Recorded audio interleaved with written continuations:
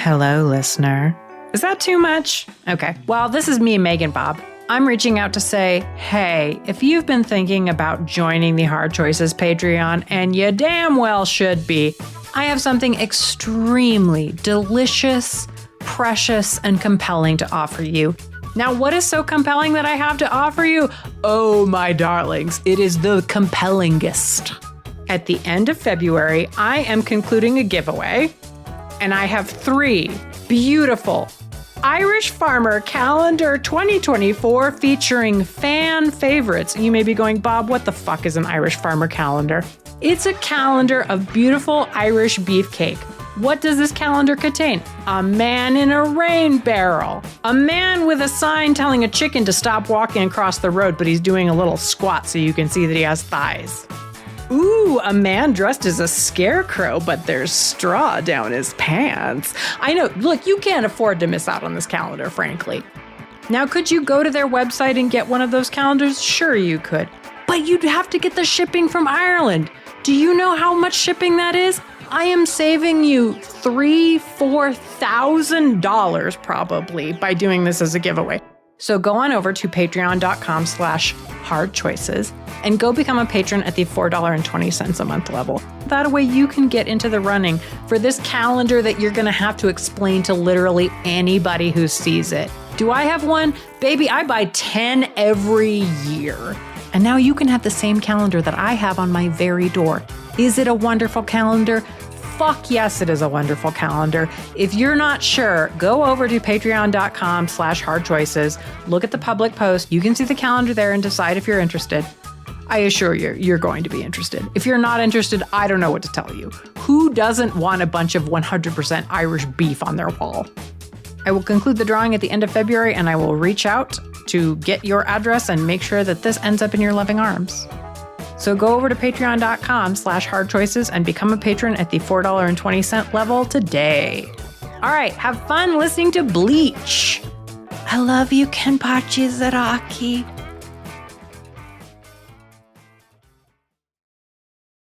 You're next to a locker. Boys walk by in pants so baggy that you can feel a breeze as they pass. The girls around you are awash in sweats that say juicy on the butt and body spray from Victoria's Secret. Your backpack pulls at your shoulders with a number of textbooks that, in retrospect, explains a lot of your adulthood back problems. But none of that matters right now, because you're an anime kid. You don't have something written on your ass or a random puka shell necklace. You're different. You watch Adult Swim. Emphasis on adult. You don't get out of the pool just because it's after 11 p.m. That's when the good stuff comes on. Well, in this case, pretty good stuff. Or maybe mostly good stuff? Look, if we can agree on nothing else about this anime, we can at least agree that there's definitely plenty of it. Sure, you might prefer the tidy feeling of a short-run anime, but we came to get stretched to the breaking point with 366 intermittently baffling episodes of Bleach. The walls of the Serite will ring with the sound of our cries as we tear off robes, unsheath swords, and definitely make a mess of the paperwork. Sorry, Hitsugaya. But who would do this? Who would make such a spectacle, a mockery of the sacred duty of the Soul Reapers? Hard Choices would. Hard Choices is the podcast that ranks the fuckability of fictional characters to discover the median, the zenith, and the nadir of fuckability in a given universe. With a premise this depraved, I'm sure I'll be head of the Department of Research and Development by the end of the episode. Although you're welcome to try and keep up, Kuratsuchi.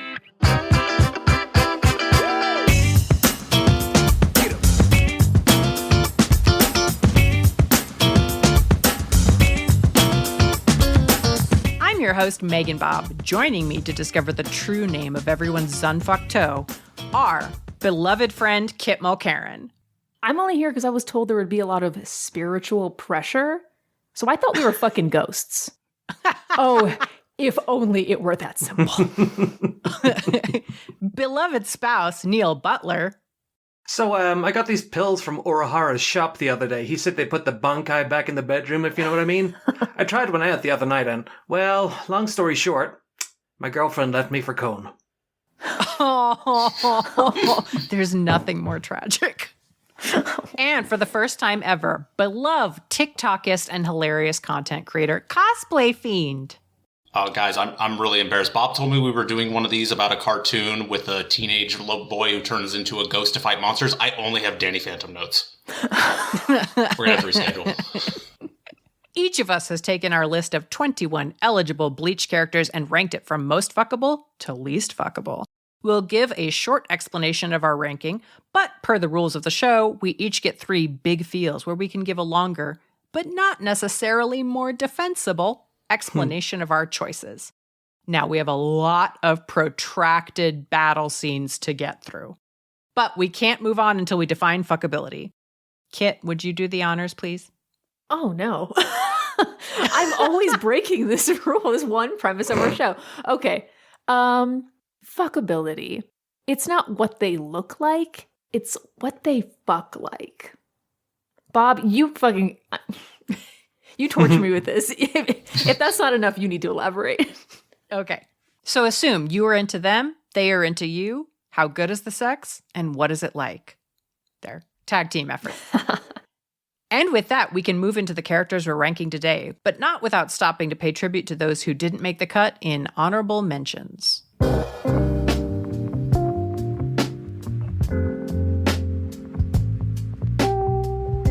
Honorable mentions. Number 1, Ichigo Kurosaki, the main protagonist of the series and star of 1,000 training montages. We have to exclude Ichigo and friends, since they're all teens. Number 2, Yami Largo. Being only the 10th most powerful Espada and a big dumb brute were not necessarily disqualifiers for Yami, but all those legs he grew when he became Espada Zero? No. Our monster fucker ranks are too low to take on a flesh centipede. Ugh. Number 3, Toshihiro Hitsugaya. Why he's considerably older than he looks and is, after all, captain of 10th Squad, Hitsugaya is frequently treated like a child and looks like he's around 8, so have to exclude him. Number 4, Jushiro Ukitake, who I love so much. We asked Jushiro Ukitake, captain of Squad 13, if he'd like to be a part of this episode. He seemed interested at first, but after he immediately collapsed into a fit of coughing, we decided to turn elsewhere. Oh, is Kit mad about it? Yes. Okay. Yeah, same. He's so beautiful and delicate, and I love him. I looked him up out of curiosity. I was like, what the fuck? And he's sickly? Could you? You know, you're going to learn this about Kit. Kit loves a bedside. Loves a bedside. Florence Nightingale all day, yeah. Duncan Onji is number 5. Duncan Onji is this century's self-proclaimed leading spiritualist and a reality TV star. While he gets a decent amount of screen time in the anime, he mostly stars in brief filler stories, so he's left out. Number 6, Kaname Tosen. Former captain of Squad 9, Tosen is the other captain who betrayed the 13 court guard squads to side with Aizen. He loves justice and ended up turning into a gross fly monster, neither of which was really super appealing. If he had turned into a hot fly monster, we'd reconsider. Number 7, Shusuke Amagai. The seemingly amiable Amagai replaced Gin Ichimaru as captain of Squad 3, but harbors his own dark secret. Fortunately for him, on this podcast, we do not acknowledge filler arcs. Number 8, Jin Kariya. Jin Kariya was the charismatic leader of the Bounts. Oh, Jesus. A race of vampire-like beings created by the Department of Research and Development. Unfortunately for him, on this podcast, we do not acknowledge the filler arcs. Now we move on to the 21 characters that we will be ranking today.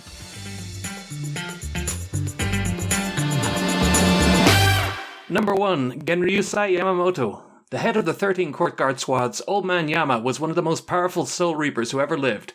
He also has a pretty rockin' bod for a peepaw, and is not shy about showing it off in battle. Number 2, Soifon. Soifon is the captain of Squad 2 and head of the stealth force. She seems to almost always be in a bad mood. Very easily set off, especially when it comes to her forever top Yoruichi. Big tsundere energy. Number 3, Gin Ichimaru. As an OG member of Team Aizen, Ichimaru was captain of Squad 3 before absconding to Hideki Mundo. He always has an exceptionally creepy grin and claims that his Zanbakuto's speed is more impressive than its size. It's a weird flex, but okay. Number 4, Retsu Unohana. Formerly captain of Squad 11, and before that, one of the most infamous killers in the history of the Soul Society. For most of the manga, Unohana is captain of Squad 4, the Medical Corps, in the running for craziest hair in the entire anime. Her Bankai Minazuki involves her Zanpakuto turning into a giant flying fish that swallows people. Nice! Number 5 is Sosuke Aizen. Initially the captain of Squad 5, Aizen seems like a big soft boy, until he fakes his own murder, kills the Soul Society's government, reveals his evil plans in a calmly delivered monologue, and then removes his glasses and brushes his hair back to reveal, yes, he was evil all along. Also has 3 flavors: normal, monster, and bondage mode. I'm listening. Number 6, Byakuya Kuchiki.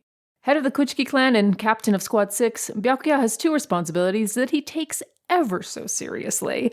Also, were he capable of removing it from his ass, Byakuya would be in possession of the biggest stick in the Soul Society. Number 7, Shunsui Kiraku. Shunsui Kiraku was part of the first graduating class from Soul Reaper Academy. Head of Squad 8, Shunsui is the most laid back of the squad captains and is often found lounging around in a floral kimono and drinking sake. He's not the stoner captain, but low-key, we know he's the stoner captain. We'll always choose the path of least resistance. Always. Number 8, Kenpachi Zaraki. The captain of Squad 11 doesn't really have a name. He comes from a region named Zaraki, and Kenpachi is the title given to the biggest nutter in the Soul Society. Unusually among Soul Reapers, he doesn't know the name of his Zanpakuto, and gained his captaincy by defeating the previous captain in single combat. Wears an eye patch, so fighting is more challenging for him. So we've got some pirate fucker methadone on this list.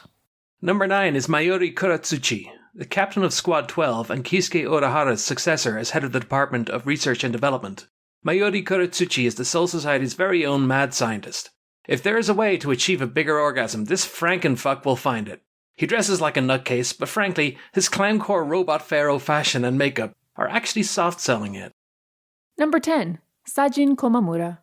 It feels like Bleach is gaslighting us about Komamura, captain of Squad 7. He's always called a wolfman, but his coloring makes him look more like a fox.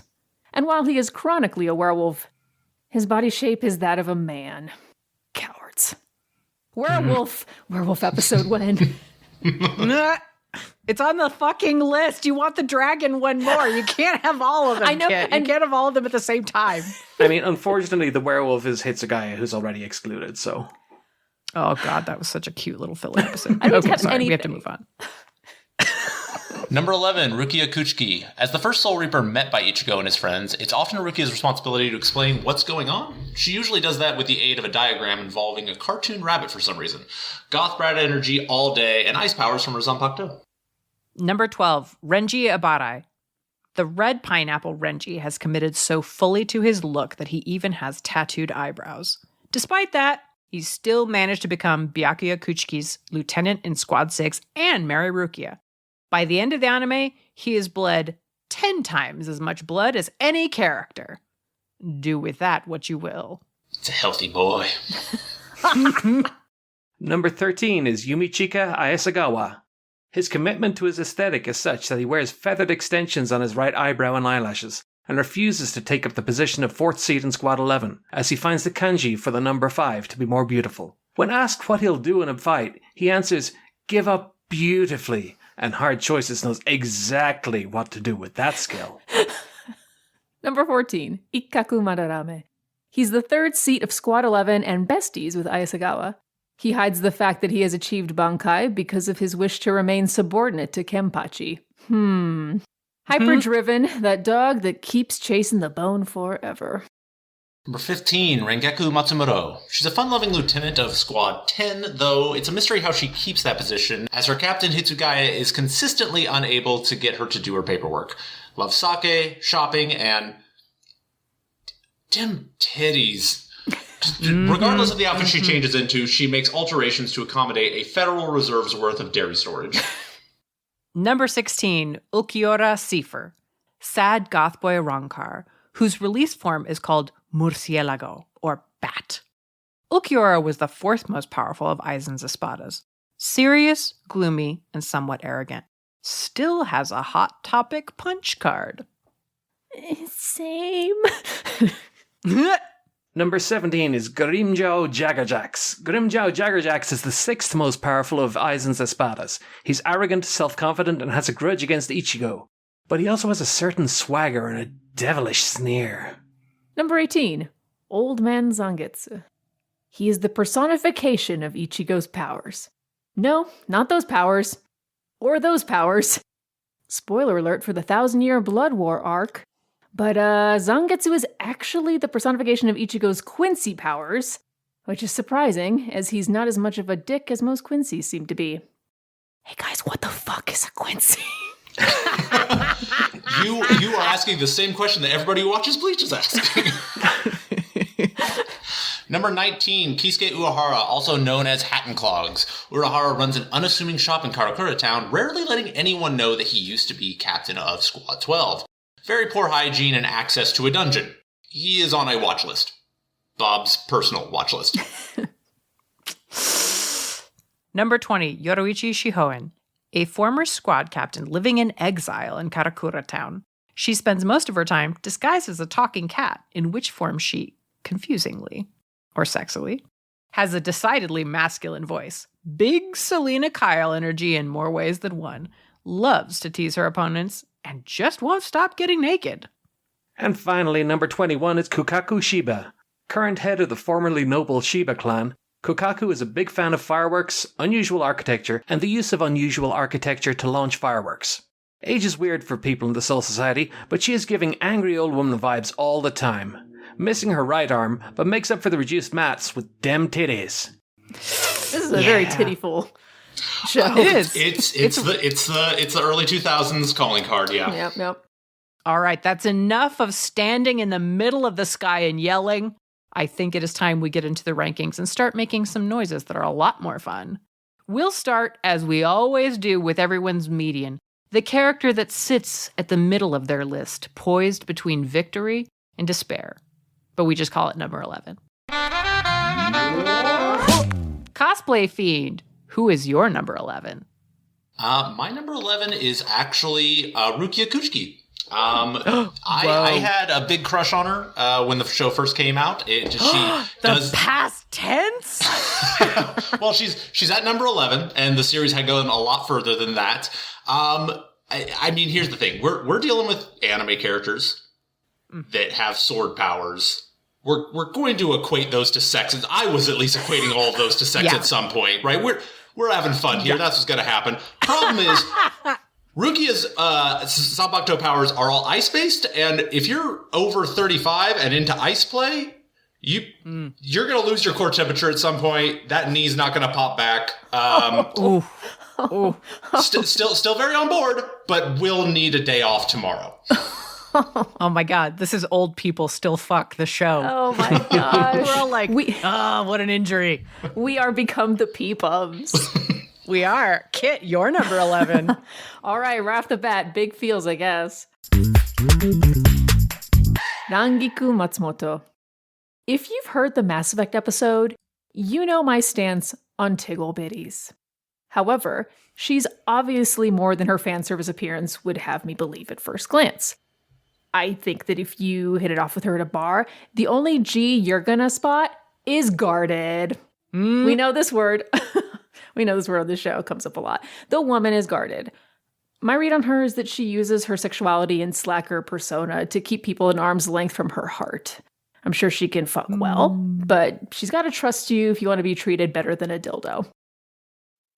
All of us privately going, is that how, does that bother us? I know. Even after I wrote that, I was like, do I want to raise my goals? I don't know.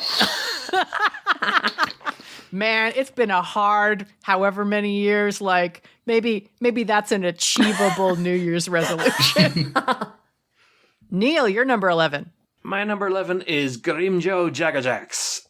Grimjou he's kind of a fuckboy, but he's cute, and he's got those adorable cat ears in his release form. He seems like he'd be pretty selfish in bed, but that's not always a bad thing, and for those that are into it, he's got those claws that'll rake right down your back as he's fucking you. I think he'd be a pretty decent one-night stand all in all, and he gets bonus marks for having one of the most fun names to say on the list. When I first read his last name, because obviously I didn't watch the show, I read him first, and I was like, Jaeger Hakez? Right? What? Right? Japan. Google had this a is lot enough. of fun with nationalities and names in this section of the show. I feel like an idiot because my number 11 was also Rangiku. And I forgot to mention that. But drunk sake fuck. I think she's at her best when you've both had too much sake and you can both lose it when one of her tits like finally falls out of the goddamn dressing gown she's wearing after soaking in the hot springs, her other favorite activity. This is the kind of you're both snorting and laughing but trying to keep it down because otherwise you'll get into trouble. Not that being yelled at by Hitsugaya wouldn't make it hotter. Come on, baby, let's really make him mad. Okay. All right. That scenario makes you want to move her up a little bit. I think, yeah, I've got thoughts about it. I don't think you're wrong. I think there are a very few ways in, and that may be one of the few ones. All right. Cosplay Fiend, you're number 12. My number 12 is Kisuke Urahara, Mr. Hat and Clogs himself.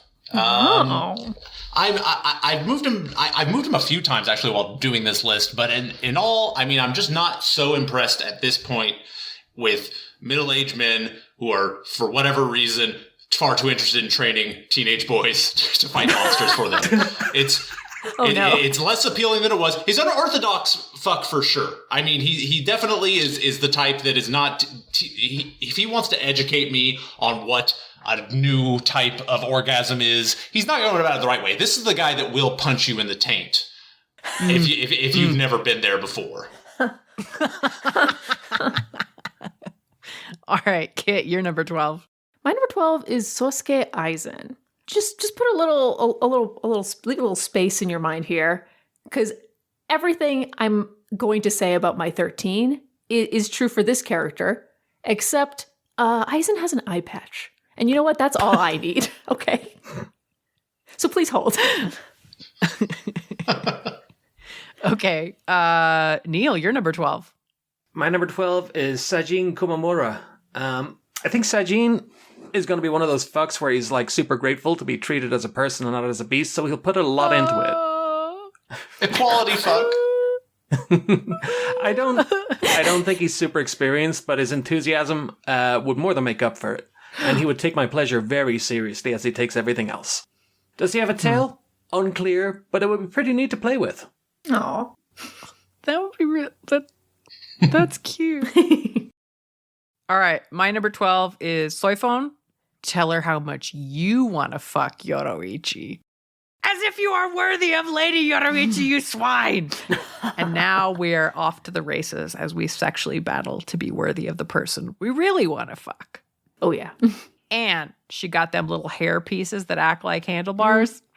What's not to love? We are really thinking on the same wavelength about this character, but vastly different place in the list. Spoiler alert. All right.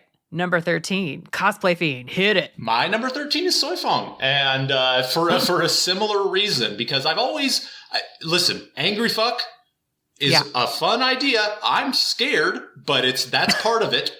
And I feel like if you just let her know where Yoroichi was on my list, she would get a little more driven to complete this transaction, to say. My number 13 is also Soifon. I think sex with Soifon is probably very similar to sex with Yoroichi, but in a very kind of practiced and mechanical way. And she might accidentally call you Lady Yoroichi in mid-coitus. Which, well... Not the worst thing I've been called. Well, I wouldn't be averse to dressing up as Yoroichi to get Soifon going. She also has those braids to hang on to, so that's also a plus for me. Oh my God. I think we all like those. We all love them. But y'all sleeping on Soifon. How dare you? All right, Kit's going to come back and get vengeance. All right, Kit, you're number 13. All right. Thank you for waiting. Your call is important to us. My number 13 is Gin Ichimaru. If this sneaky snake fucks you, it is all part of his plan. He seems like the kind of guy who will thoroughly invade your privacy to find out how to fuck you best. And you could have a great time. You could have the worst time. But it's all to some end that benefits him. And I think that makes him like a median. and fuckability. So isn't it interesting that he's this far down? Not this far down. Far enough. If I was just going on looks, bitch, he could tell me to my face that he was going to run me through with his long blade, and I'd be like, got me some, I fucking hope so. Where and when? My number 13 is Ikaku. Ikaku is a dom that has self-selected to be a sub to a bigger dom. So I guess this means that we both just fuck while looking at pictures of Kenpachi. Sold! That's how you fuck anyway, Bob. I know, true. Look, it's your fault for introducing me to Bleach. It's a little prequel, Okay. I guess, for where Zaraki's going to land for Bob. I know. I think everybody saw that coming, though. All right. Kit, you're number 14. Grimjo Jaggerjack. Jaeger Huckes coming in at 14. Okay, so hold on. He's sexist, which leads me to believe he doesn't know or care where the clit is. However, he speaks that crass style of Japanese with all the rolled R's that I am obsessed with. And his resurrection form got him looking like a little kitty cat man, right down to the little kitty cat Pete's. Oh. Yeah. Okay, so that gets him back some points. I'm sorry, feminism. We like trash here on Hard Choices, okay? You take out the trash, and the Hard Choices garbage truck will come on by and take care of that for you. Your Patreon tax is hard at work, folks. Yeah, my number 14 is also great. See, we are, Jaeger it's you and me on the garbage truck. I know we are, just like delicious, angsty, tough, sexy, somewhat distant. Look at all little Pete's, all of it pales in comparison to screaming grim. I mean, if you could say it, you got to decide how you're going to say it. Grim Joe Jagger Jacks. I mean, it also, you can say it the way I did, as though he has defeated you in battle. You can say it in a sexy way. All of it's going to be good. I grant you. No one's going to stop you from doing that on your own in the privacy of your own home, your car, wherever. But it's just not the same if you don't feel his weird little bone jaw thing up against your cheek when you do it. I do think that the pronunciation of Grimjaw's name, you have to take R's from 4 different languages and put them all in the middle. It is a real unorthodox way to approach language, and I respect it. Cosplay Fiend, you're number 14. My number 14 was actually Saijin Komamura. Yeah, I mean, first and foremost, can I pet that dog? That is a dog I would gladly pet. I am a little upset about the distinction of him being a werewolf, because I mean, like, you call it that. Where's those fucked up knees? Where's that? Where's that backwards pelvis? Where's that tail? I'll tell you right now. I'm starting to doubt there's even a knot. I'm starting to doubt there's even a knot. You're right. Probably not. You shave him like a man. That's a coward's move out. But I'm still not going to turn down a werewolf. He's a little higher on the list, lower technically on the list than I think you'd normally have him. But that's where it stands. Neil, you're number 14. My number 14 is Rukia Kuchiki. Rukia. Wow. Sorry, this is blowing my fucking mind. Yeah, we're coming for everyone's waifu, apparently. I don't know. To me, Rukia seems very much like a my way or the highway kind of lay. If everything wasn't exactly the way she wanted, she'd either sulk, commit cartoon violence, or draw detailed and obscene diagrams of Chappie the Rabbit, demonstrating exactly what she wanted.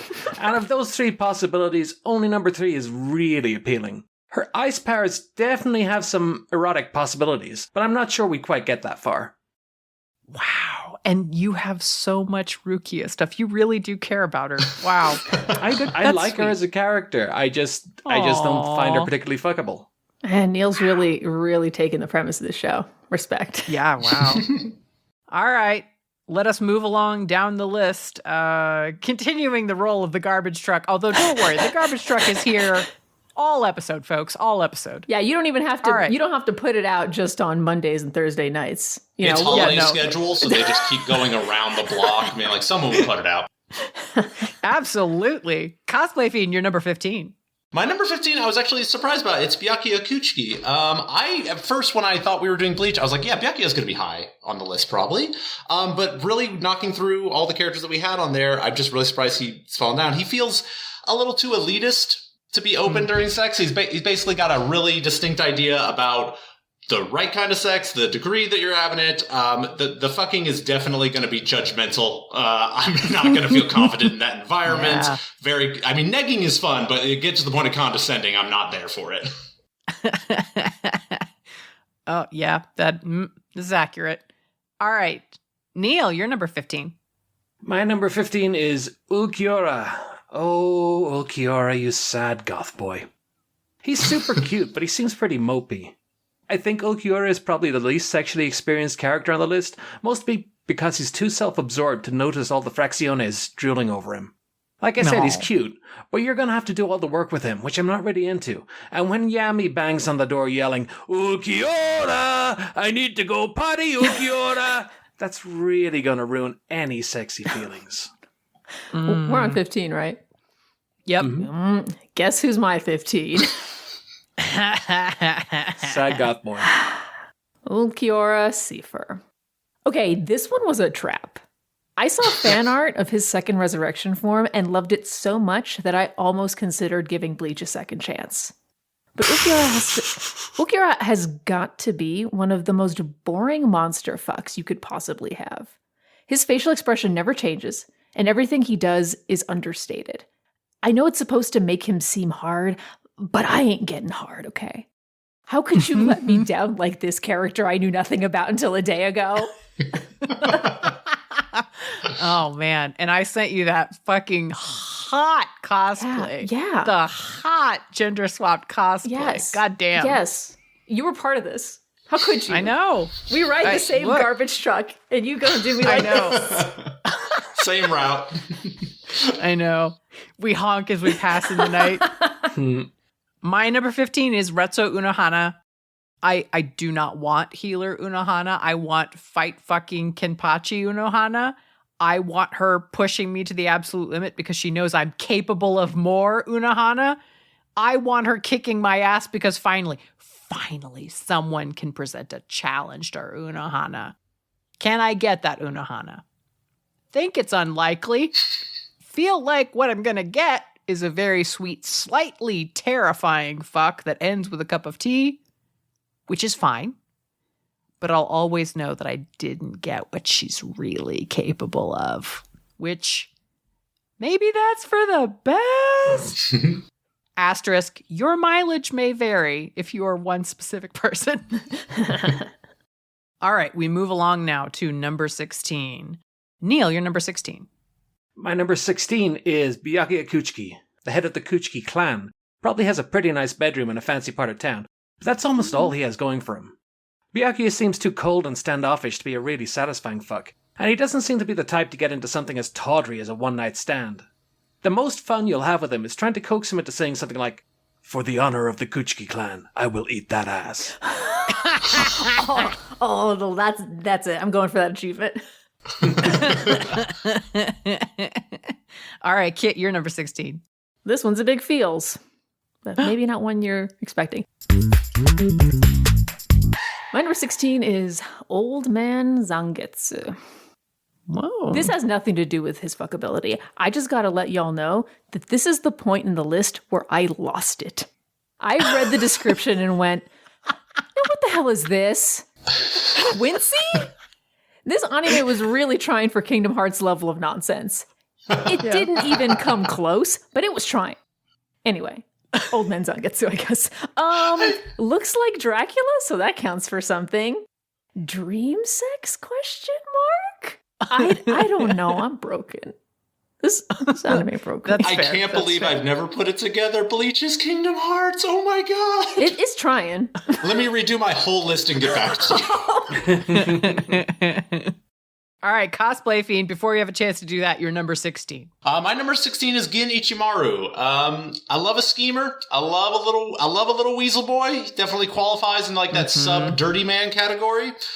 But I just feel like it's too much of a gaslighting build-up kind of situation, which sometimes can be fun. But in this case, it's definitely him getting what he wants out of the situation. He's never going to be concerned with my feels, wants, needs. And also, if we go back to the idea of him just having a very, very long sword, as fun as that sounds, that's an 8-mile long dick we're talking about. It's 8 miles long. That means I've got to schedule a meetup in the wilderness of Bend, Oregon. That means I've got to get walkie-talkies. At that point, we might even be doing the curvature of the Earth in a calculation. Ooh. Trigonometry makes anal less fun, not more fun. My number 16 is Rukia Kuchiki. There are 2 approaches. Be a fellow brat, but a bigger brat. Or be a daddy dom to this brat. I am simply not daddy enough for this brat. And I cannot out-brat her. I think the best I can do is just hang on and hope I don't get yelled at too much. Parenthesis, I'm gonna get yelled at so much. All right, moving on to number 17. Neil, you're number 17. My number 17 is Genryusai Yamamoto. Old Man Yama's probably got some moves, but he takes everything so damn seriously. The sex would probably be pretty good, and he has some interesting scars for those that dig that kind of thing. But he'd probably insist on moving in together and picking out kids' names, Shunsui and Jushiro, most likely, fairly quickly. And I'm just not that into him. You're like, I'm not into him enough to marry him. Thinking ahead. Wow. Yeah, you are. Goddamn. Mm-hmm. All right, Cosplay Fiend, you're number 17. My number 17, I think, is a big feels. Because my number 17 is Kukaku Shiba. I feel deeply for her simply because I think she got introduced in an unfortunately very busy arc. This Soul Society arc is arguably one of the most cementing ones of Bleach's entire catalog. There's a lot going on, and we got introduced to a lot of characters and concepts. Shiba was written and introduced in a very interesting way, and we really dropped her nearly immediately. I feel like there was a lot more to be said, a lot more going on. Sure, we got little touchbacks in future flashback situations. I just feel like she was unfairly treated. That's why she's so low on my list. We just really didn't get enough of her to count for anything. Side note, titties plus old woman angry energy, that does something for me. I feel like I'm at least going to be called whippersnapper during. Ooh. I know, all of us go, I didn't know that was there. All right, my 17 is also a big feels, and it is Komamura. And it's weird because it's not about the body, although definitely there is some disappointment there. Too much honor.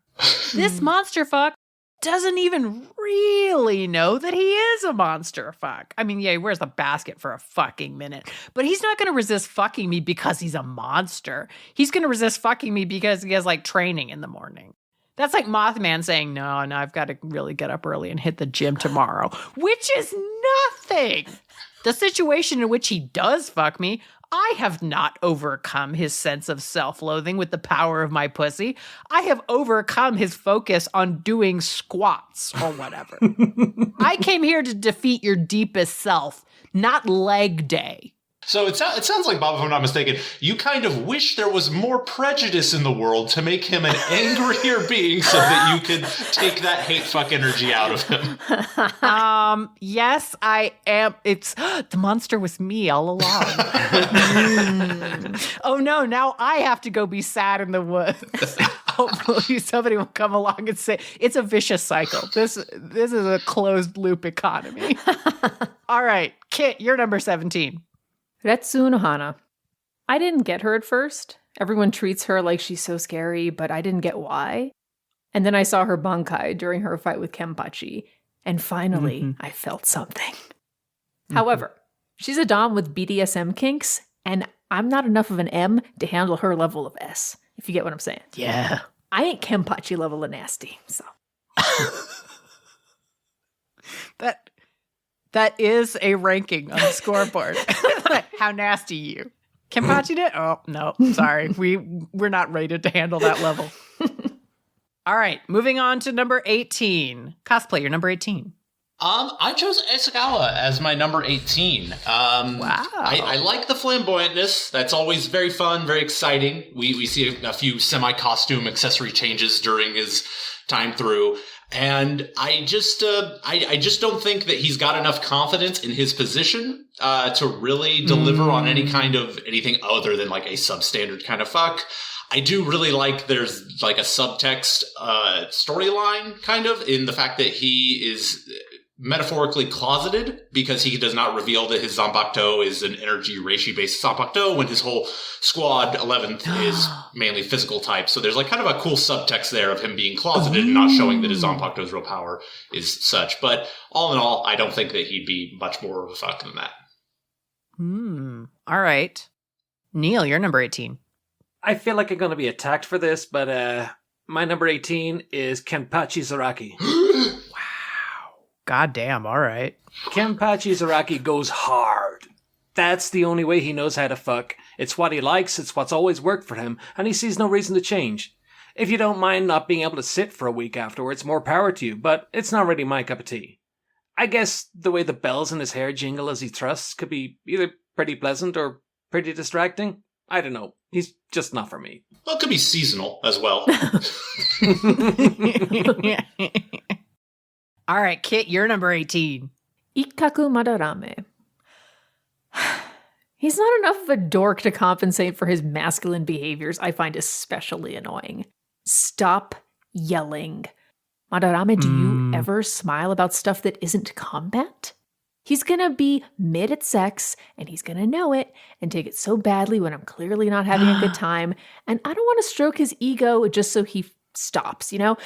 Fucking yelling! My number 18 is Zangetsu. On the one hand, he seems like he's going to turn every fuck into a training montage. On the other hand, he may be the secret to unlocking greater sexual power than I have ever wielded before. If anime has taught me anything, it's that eventually I will need that power in order to defeat someone. So really, can I afford not to fuck him? Obviously not. Now, how is the fuck itself? Judging by how the training scenes feel in the anime, seemingly interminable. I still appreciate them, but god fucking damn it. Okay, moving on down the list to number 19. Kit, you're number 19. Kenpachi Zaraki. I don't think Kenpachi cares about sex. But the premise is what keeps this show from falling apart, I guess. So, I think he's going to try to win at sex. And unfortunately, the eye patch is not enough to make me care. This is hurting me a lot. Wow. Have you ever seen the inside of the eye patch, Kit? The inside, like of the eye patch itself, not what's underneath it? It's got a little mouth. The eye patch has a little mouth? All of his gear has little mouths all over it, biting him at all times. Oh, hold on. I need to put him lower. All right. Cosplay being your number 19. My number 19 is Zangetsu. Technically the old man Zangetsu, because, I mean, we do see him at multiple ages, but the consensus is that we're dealing with the old age version of him. I can imagine there's a lot of experience there, that he knows his way around a fuck. I do not think he is passionate at all. This man feels like if he had to do something tomorrow, he'd be fine saying, can we just dry hump while the DVD menu is on repeat in the background? All right. Neil, you're number 19. My number 19 is also Old Man Zangetsu. Wow. That sword. Zangetsu, he looks kind of like if Shunsui Kyotoku was in a noir vampire movie, which is a pretty hot look. But he also seems maybe a little too calm and chill all the time. Maybe he'd make a good beginner daddy. I think he'd be super patient and helpful, but I'm not seeing much passion. So I'm going to pass on him. All right. Well, my number 19 is Old Man Yama. He's going to yell at me and not in a fun way. I love a peepums. I don't think that's in dispute, but I can't brat with someone who genuinely thinks I'm a brat. Like, obviously, I'm turning to the mic now. Obviously, I want to do cosplay where I'm Dennis the Menace and my partner is Mr. Wilson. But this guy genuinely wants me to get off of his lawn. I bet he could rock my world if I was anything approaching his equal. I'm a lot of things. I am not remotely the equal of Old Man Yama. He is going to fuck me like he is trying to bribe me to leave. Hey, guess what, Bob? It's just a bit lower for me. My number 20 is Genryu Yamamoto. You know, when you use a vibrator at a setting that is too high so you orgasm immediately, but it was so fast and hollow that it wasn't at all satisfying? Yeah, that. The sexual equivalent of eating a Kashi protein bar for lunch.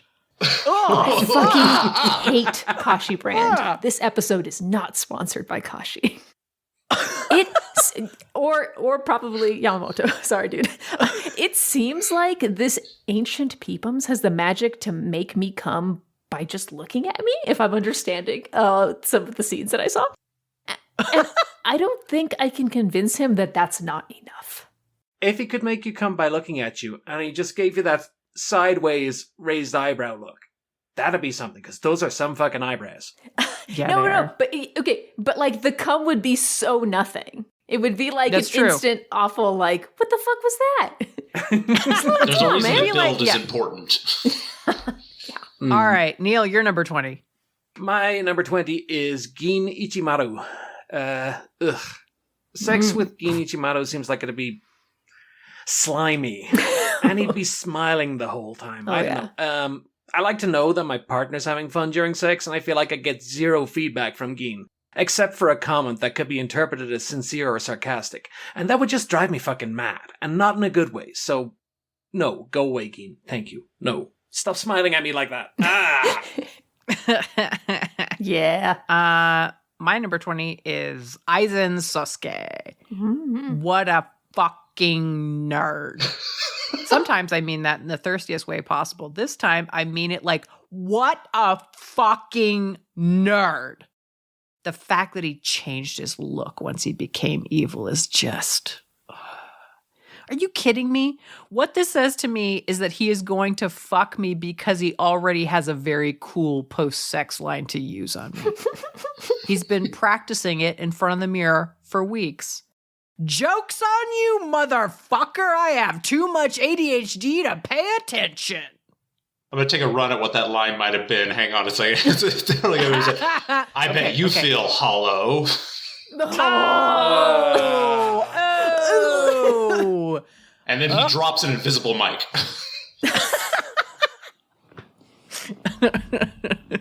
All right, Cosplay Fiend, you're number 20. My number 20 is Old Man Yamamoto as well.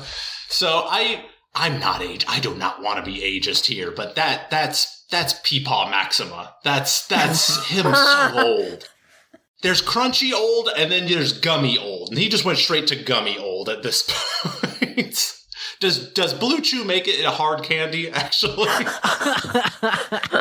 I mean, also I feel like as regards to the sex, that's very judgmental. I feel like he's got mad boomer energy in that Missionary was good enough for the Soul King, so it's good enough for me. And that's all there is to it. Can't have. Wow. This is it. We're the worst of the worst. The bottom of the fucking barrel. Number 21. Neil, who's the worst? Number 21 for me is Mayuri Kuratsuchi. Like Gin Ichimaru, I feel like sex with Kuratsuchi would be slimy. I think he'd be a top, but a very sadistic top, and any aftercare would be effective but cold and clinical.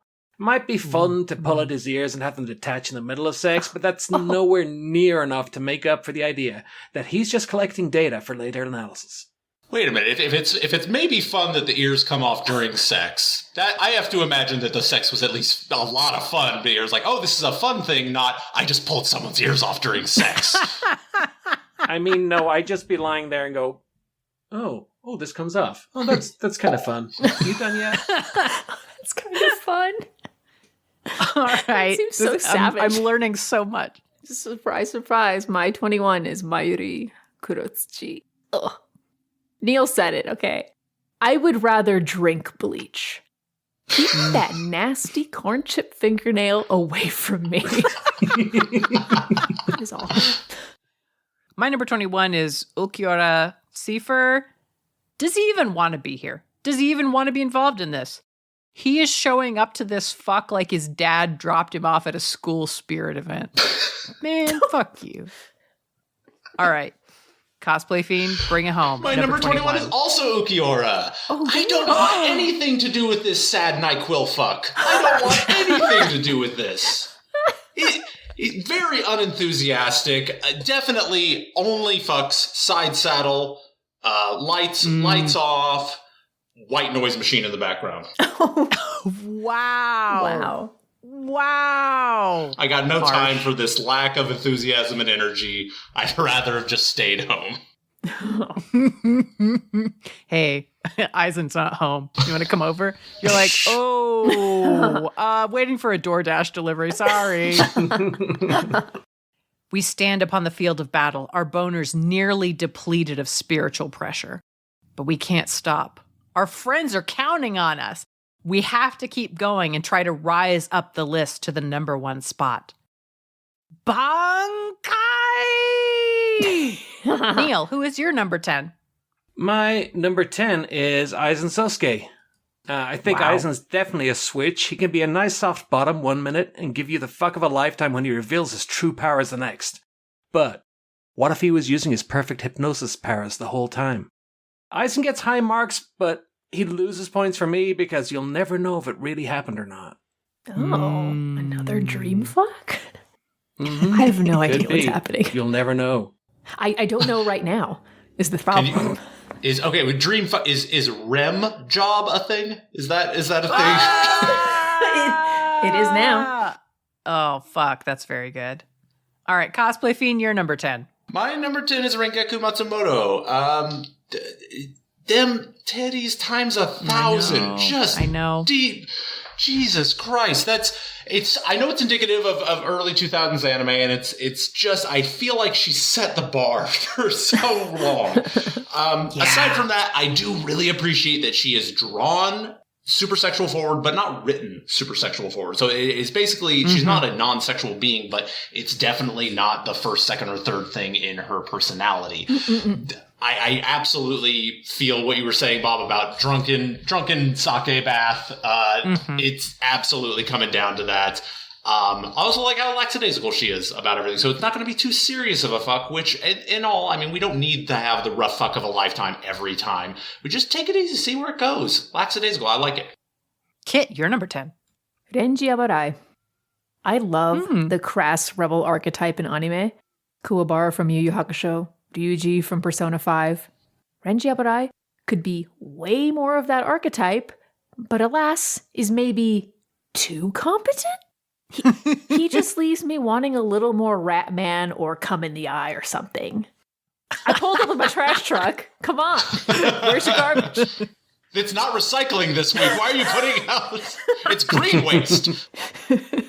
Beep. Beep, beep. Hello, it's my number 10, Mayuri Kuratsuchi. Yay. I hate him so goddamn much, but I still want his attention. This is everything I am drawn like a moth towards and everything I know that's bad for me. But look, can I get into being strapped down and made to come as many times as possible until I collapse in complete exhaustion just because he wants to find out my limits? Hi, I'm Megan Bob. Nice to meet you.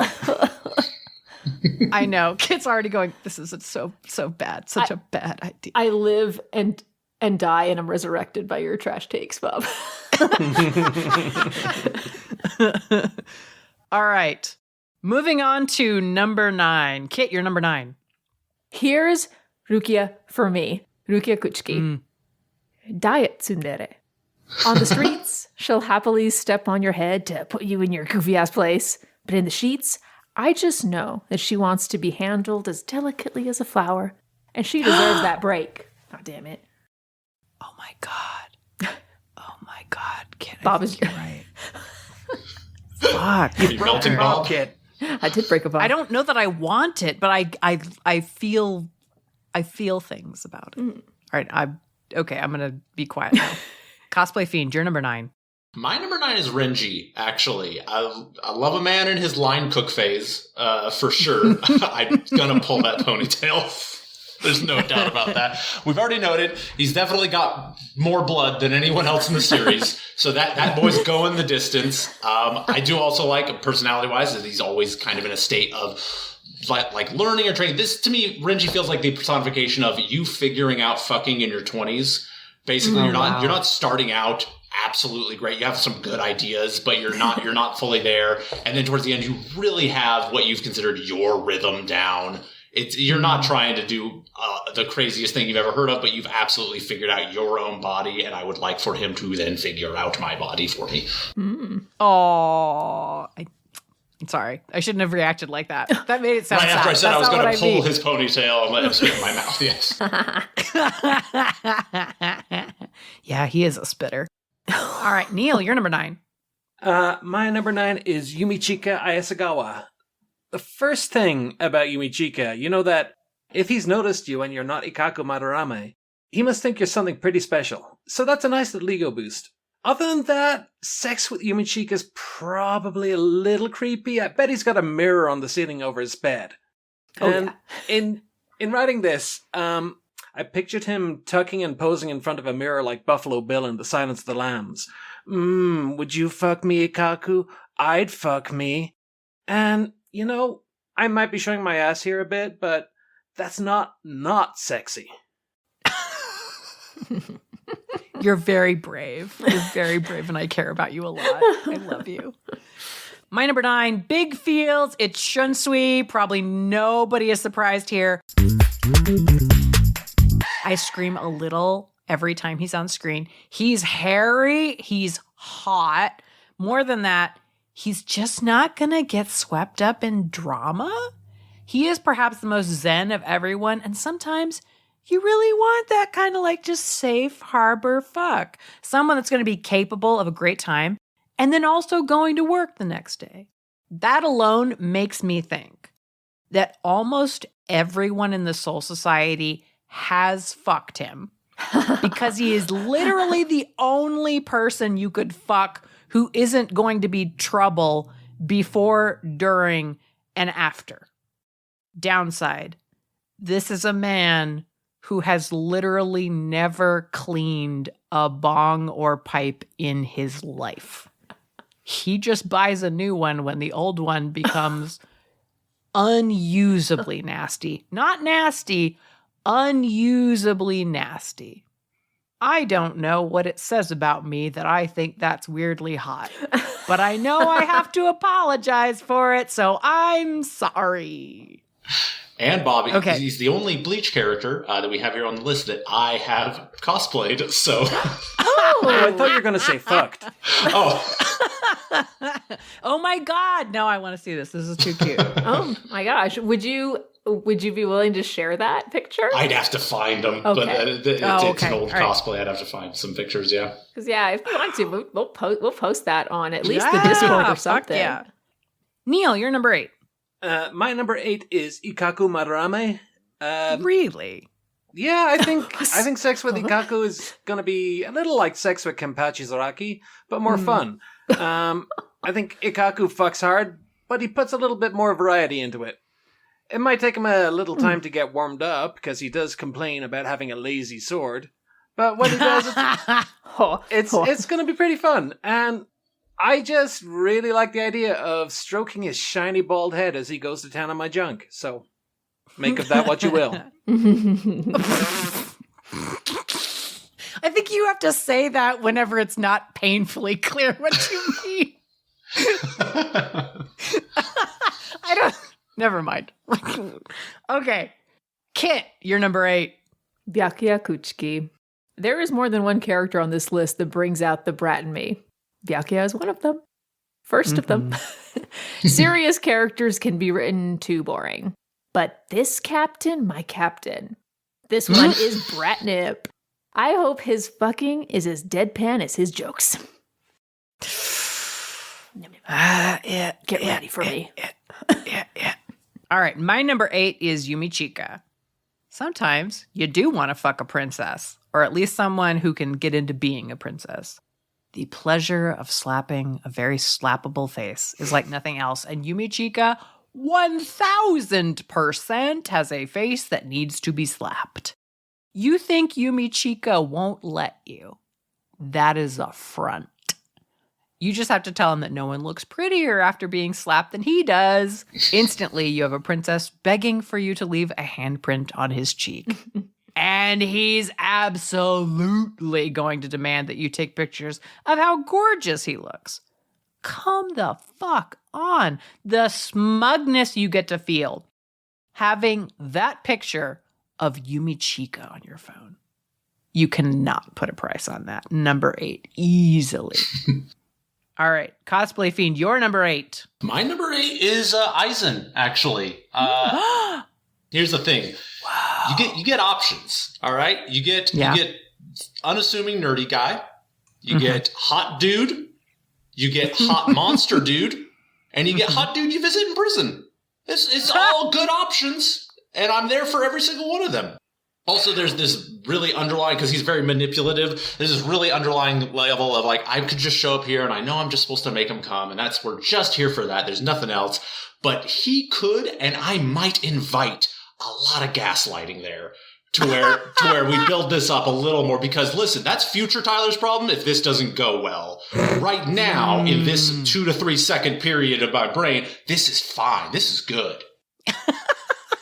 No, I am just imagining the kink consent form that says gaslighting Y or N. And like you're going, looking at Aizen, looking at the form, looking at Aizen and going, No, there's a third form. There's this Y, N, and then the third one is saying, I didn't say gaslighting. All right.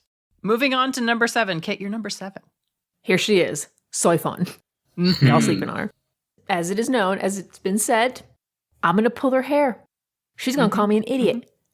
And I'll keep on pulling it until she puts me and my little gremlin ass in its place. Oh, I can't wait. If there's a better way to spend an evening than getting topped by a spicy 4'11 girl who can kick your ass, I would love to hear it. Wake up. Wake up, y'all. Okay. Number 7, Cosplay Fiend, you're number 7. It's so funny because my number 7 is Yoruichi. So, unlike Rengakushi is written in the very sex-forward manner. I mean, no matter, like, even if I go back and rewatch old episodes, even Dude Cat version of her is sexual forward written. Yeah. In that I don't have a brat bone in my body. Would you like one? I am invited to try here because she's got an anti-brat feel. There's no way you can ever get to her. There's no way you're chipping that armor. So I'd like to try and I'd like to fail. And boy, howdy, would I be happy with my place at the end of it. My number 7 is Kukaku Shiba. Rowdy sex. Rowdy sex. She's absolutely gonna pin me to the fucking wall. I'm gonna be grabbed by the hair. I'm gonna have bite marks on me and get to have scratch marks on her. I think she fucks like it's tables, ladders, and chairs. No holds barred. No DQ fucking. And that is all fun.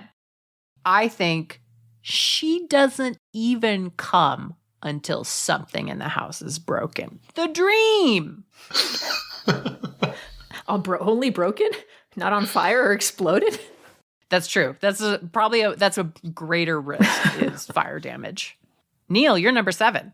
My number 7 is Renji Abarai. I think the best way to get a good time out of Renji is to tell him whatever it is you want that Byakuya Kuchiki did for you, and it was good. So he'll try his best, his very, very best, to match or better the experience, and it will be great. Because, yeah, Renji's a tryhard, but once he gets into it, he really gets into it. A lot of manipulating of the characters by mentioning other characters. It's a valuable thing to have in your back pocket. All right, on to number 6. I guess I'll start. My number 6 is Byakuya Kuchiki. One time, there he is. I watched Mormon porn where the man barely spoke as he examined the woman, watched her sit on the desk, completely naked. She was touching herself. He watched in this cold, Way. The end. Cosplay Fiend, you're number 6. Okay, all right. I have noted, so I've been taking notes here for the list you've had. Basically, my number 6 onward has been drugged through the mud by at least some of you. So we'll get surprised. Not so bad on the first one here. Ikaku is my number 6. Listen, you could be in the yard throwing a bone. Some of the dogs are going to stop at the fence. Some of the dogs will go over the freeway to get that bone. Oh, no. This is that dog. This is that dog will chase that bone until it is gotten.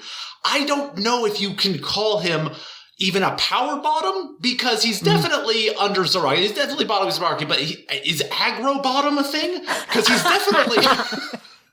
There's definitely fire and passion there. There's no submiss, like they never submit what happens, and I'd love to take that journey with them if I survive it.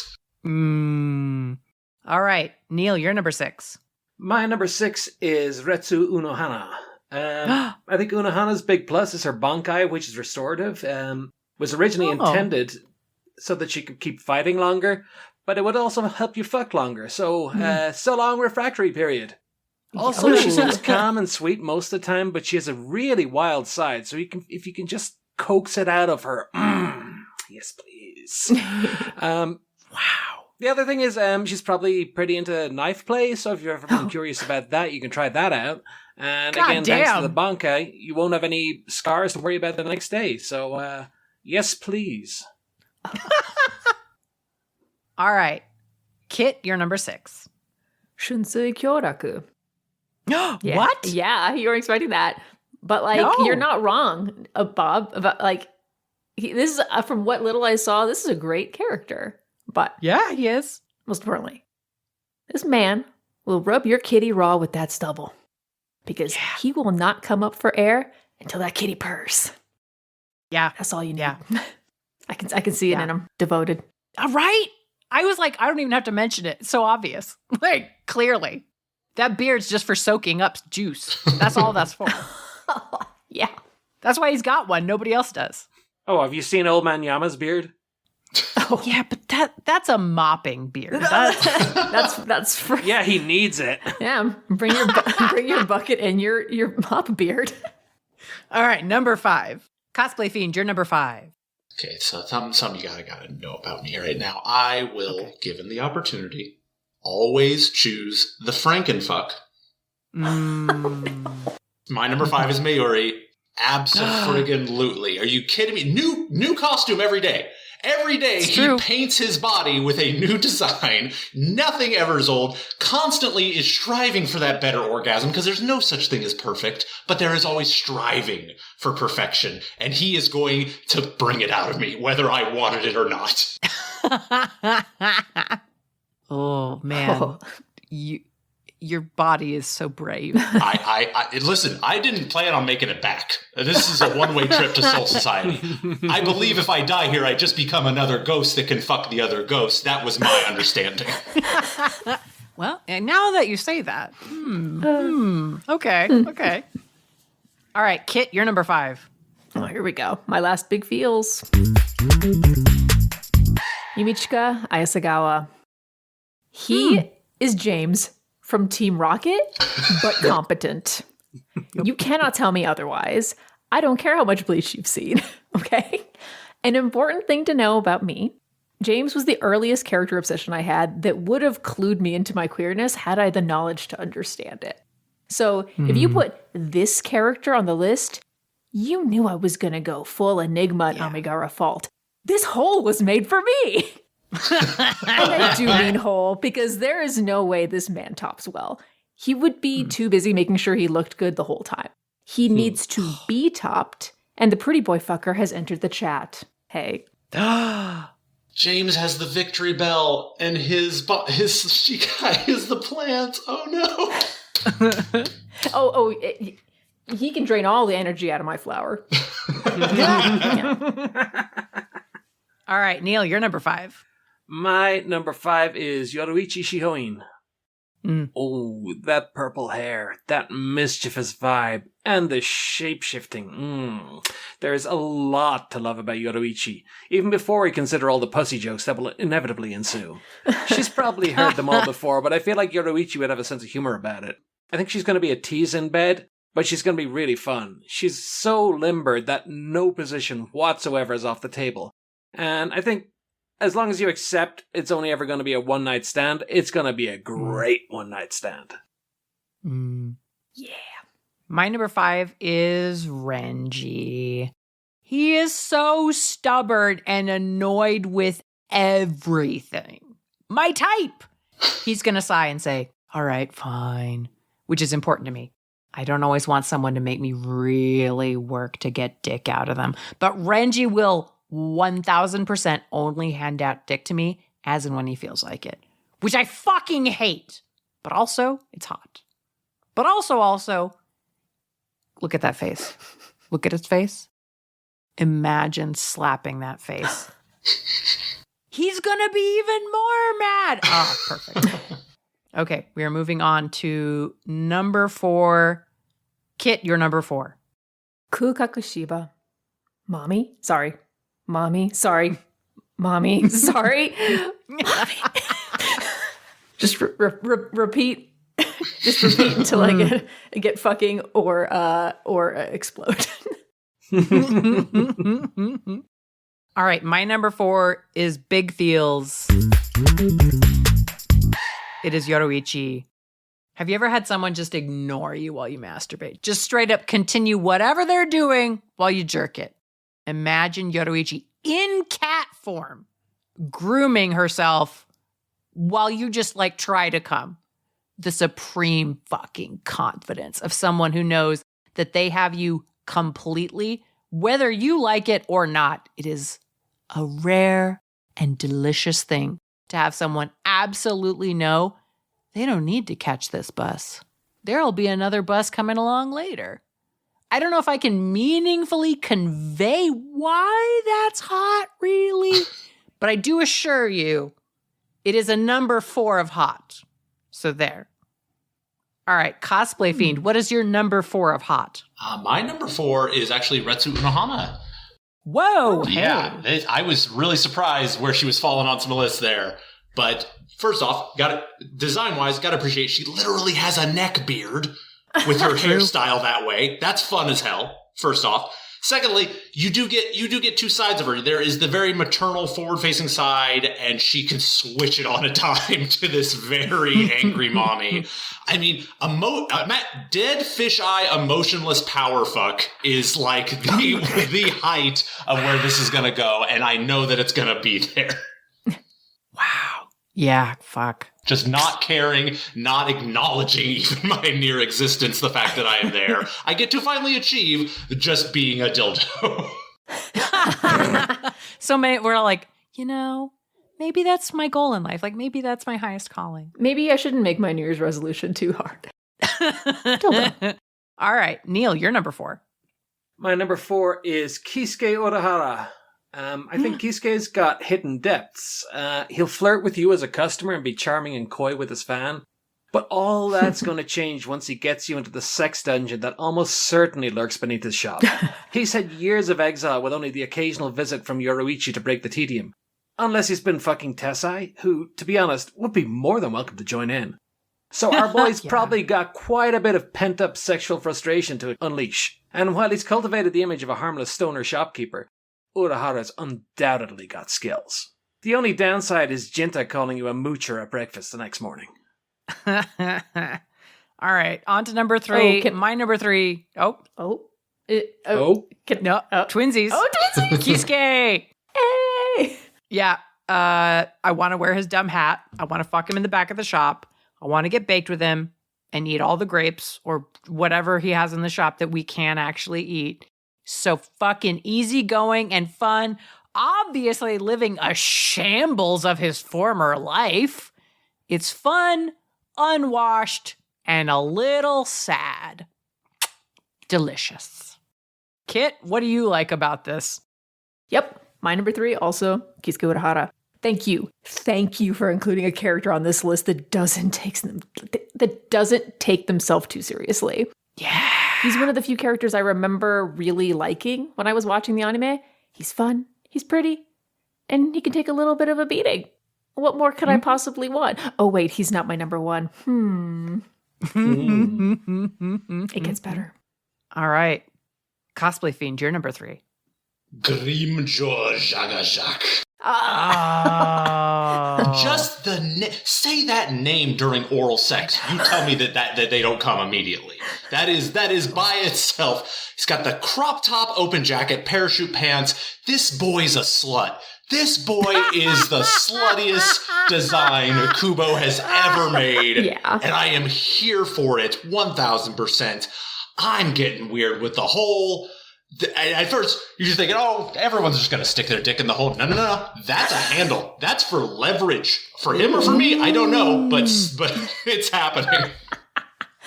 When I looked up Grimjo cosplay, the amount of fuckboys that cosplay as him. Oh, yeah. It's really just coloring, the shape design. If you had to say this is Kubo's one design that you could pass on as being the best that he's ever done, it's just so inviting and fun to look at. Yeah. Neil, you're number 3. My number 3, Big Feels, is Rangiku Matsumoto. So, I mean, yeah, the point of the show is to rank characters based on how they fuck and not what they look like. But Rangiku, she's just got the most incredible rack, and that is something that really does it for me. Apart from that, Rangiku comes across as being quite a hedonist, which I'd really enjoy, although she's proved that she can be, like, very focused when she wants to be, or when she needs to be. So there's definitely the possibility of having some really intense sex, as well as the messy drunk sex everybody else has talked about so far. I think one of the best parts for me is going to be the next morning. It'd be like, hey, Rangiku, didn't the captain want you to do some paperwork today? And she'll be like, I'll do it tomorrow. Let's just stay in bed for now, and we can go shopping later. And that'll be fun. It'll be great. I love it. Yeah. All right, we are on to number 2. The hot contention and maybe some hot takes. All right, Kit, you're number 2. Sajin Komamura. This is blatant kit bait. Y'all should be ashamed of yourselves. A giant werewolf with self-esteem issues around his appearance? A sad but very good boy? Man, fuck all y'all. But also, thank you for this gift. Itadakimasu. All right. Neil, you're number 2. My number 2 is Shunsui Kyoraku. I think Kyoraku is probably the best one-night stand on this list. I mean, just look at him. The floral kimono, the 5 o'clock shadow, the low-cut V of his kimono showing off that chest hair. A night with Shunsui is going to involve sake and steamed buns and fucking, and then a nap, and then more sake and sex. He is definitely not in it for the long run, and he'll probably wander off once the sake runs out, but it will be so worth it. You'll be smelling his musk on your skin for weeks afterwards. Fuck, now I'm just really horny for buns. Yeah. Sorry, it's getting to lunchtime, and I'm horny for this fuck, but also steamed buns. Yeah, ¿por qué no los dos? Yeah. Yeah, steamed buns. My point exactly. All right. My number 2, surprising, probably no one on the earth. People who don't know me and have never heard of me are going, yeah, that checks out. Kenpachi Zaraki. I am obsessed with Kenpachi. I am obsessed with everything about this goddamn lunatic. We see him, this little pink-haired quasi-daughter, and he's great. He is a terrifying single dad who thinks blood is foreplay. I have a lot of feelings about him, but I think everyone knows me well enough now. I could just stop there. Yum, yum, yum. Kenpachi forever. Thank you. Yeah, Bob, I just do not have any clue how he can land anywhere else, because my number 2 is also Zaraki. Yes. It's impossible to imagine him being anywhere else on the list, and I'm quite ashamed of our other contestants today. Okay, his love language is biting. That is up there for me. We see him wrapped up in the eye patch, which is just not useful because he actually has an eye. He's got the bells. He's got the straps on his breast that are draining his spiritual pressure. He is somehow wrapped up bondage style and still doming the situation. I don't know how, but I am still very, very subservient to him. He's not going to be satisfied either. It's not there for him to have a fuck. He is wanting you to bring the best fuck out of him. He is going to be egging you on through insults and violence, and it is going to be spectacular. He's so weird and scary. And it's cool. This is it. The most elite place in all the 13 court guard squad. The number 1 seat, which might be on a dick, on a face, who knows? We're not here to tell you how to live your life. But hopefully, you're here to tell me about the character you think has what it takes to defeat you in sexual combat. All right. Neil, you have wanted this episode for a long time. You're number 1. My number 1, and I was kind of surprised, but it's Kukaku Shiba. Wow, I am getting big top vibes from Kukaku, and I'm very into it. The bedhead, the prosthetic arm, and of course the boobs are pretty attractive, but the playful bad temper? Oh no, I broke your fireworks, and now you're going to have to spank me, Mommy Shiba. Yes, please. And we know the only thing that goes into the pipe of hers is the finest weed the Soul Society has to offer. Between that and Kukaku's 2 loyal manservice, I think the aftercare is going to be fantastic. She lives in a big fucking weird house. She does whatever the fuck she wants. She's awesome. She's my number 1. All right. My number 1, I hesitate to even say this, is Gin Ichimaru. Clap, clap, clap. Do you know what I appreciate? Someone who is smug about fucking. Someone who congratulates themselves on having me exactly where they want me and is patient enough to wait until that moment arrives. There are a million moments when you can take a chance, but Gin just grins at you and you know that something is coming for you, but you don't know when or what. You just know that it's going to happen. And when it happens, he's going to look down at you with the smuggest asshole grin that says, I knew this would be worth the wait. Beautiful. Art. All right. Kit, you're number 1. The seat you mentioned, it's my lap. Here, kitty, kitty, here, kitty, kitty. It's Yoruichi Shihoi. I've been carrying a torch for this character since my little teenage self saw this masculine-voiced cat turn into a fine woman. Baby queer warning signs galore in anime. Yoruichi is like Storm from the X-Men, but a lot more playful and also a cat girl. Everyone knows what cats are like. If she deigns to sit on your lap, you should feel honored, blessed. There is no part of this woman I wouldn't groom with my tongue for literally nothing in return. We're all just lost now. We're like, yeah. Cosplay Fiend, you're number 1. My number 1 is also a big feels. And that is Shunsui Kyoraku. Yeah! I love this man.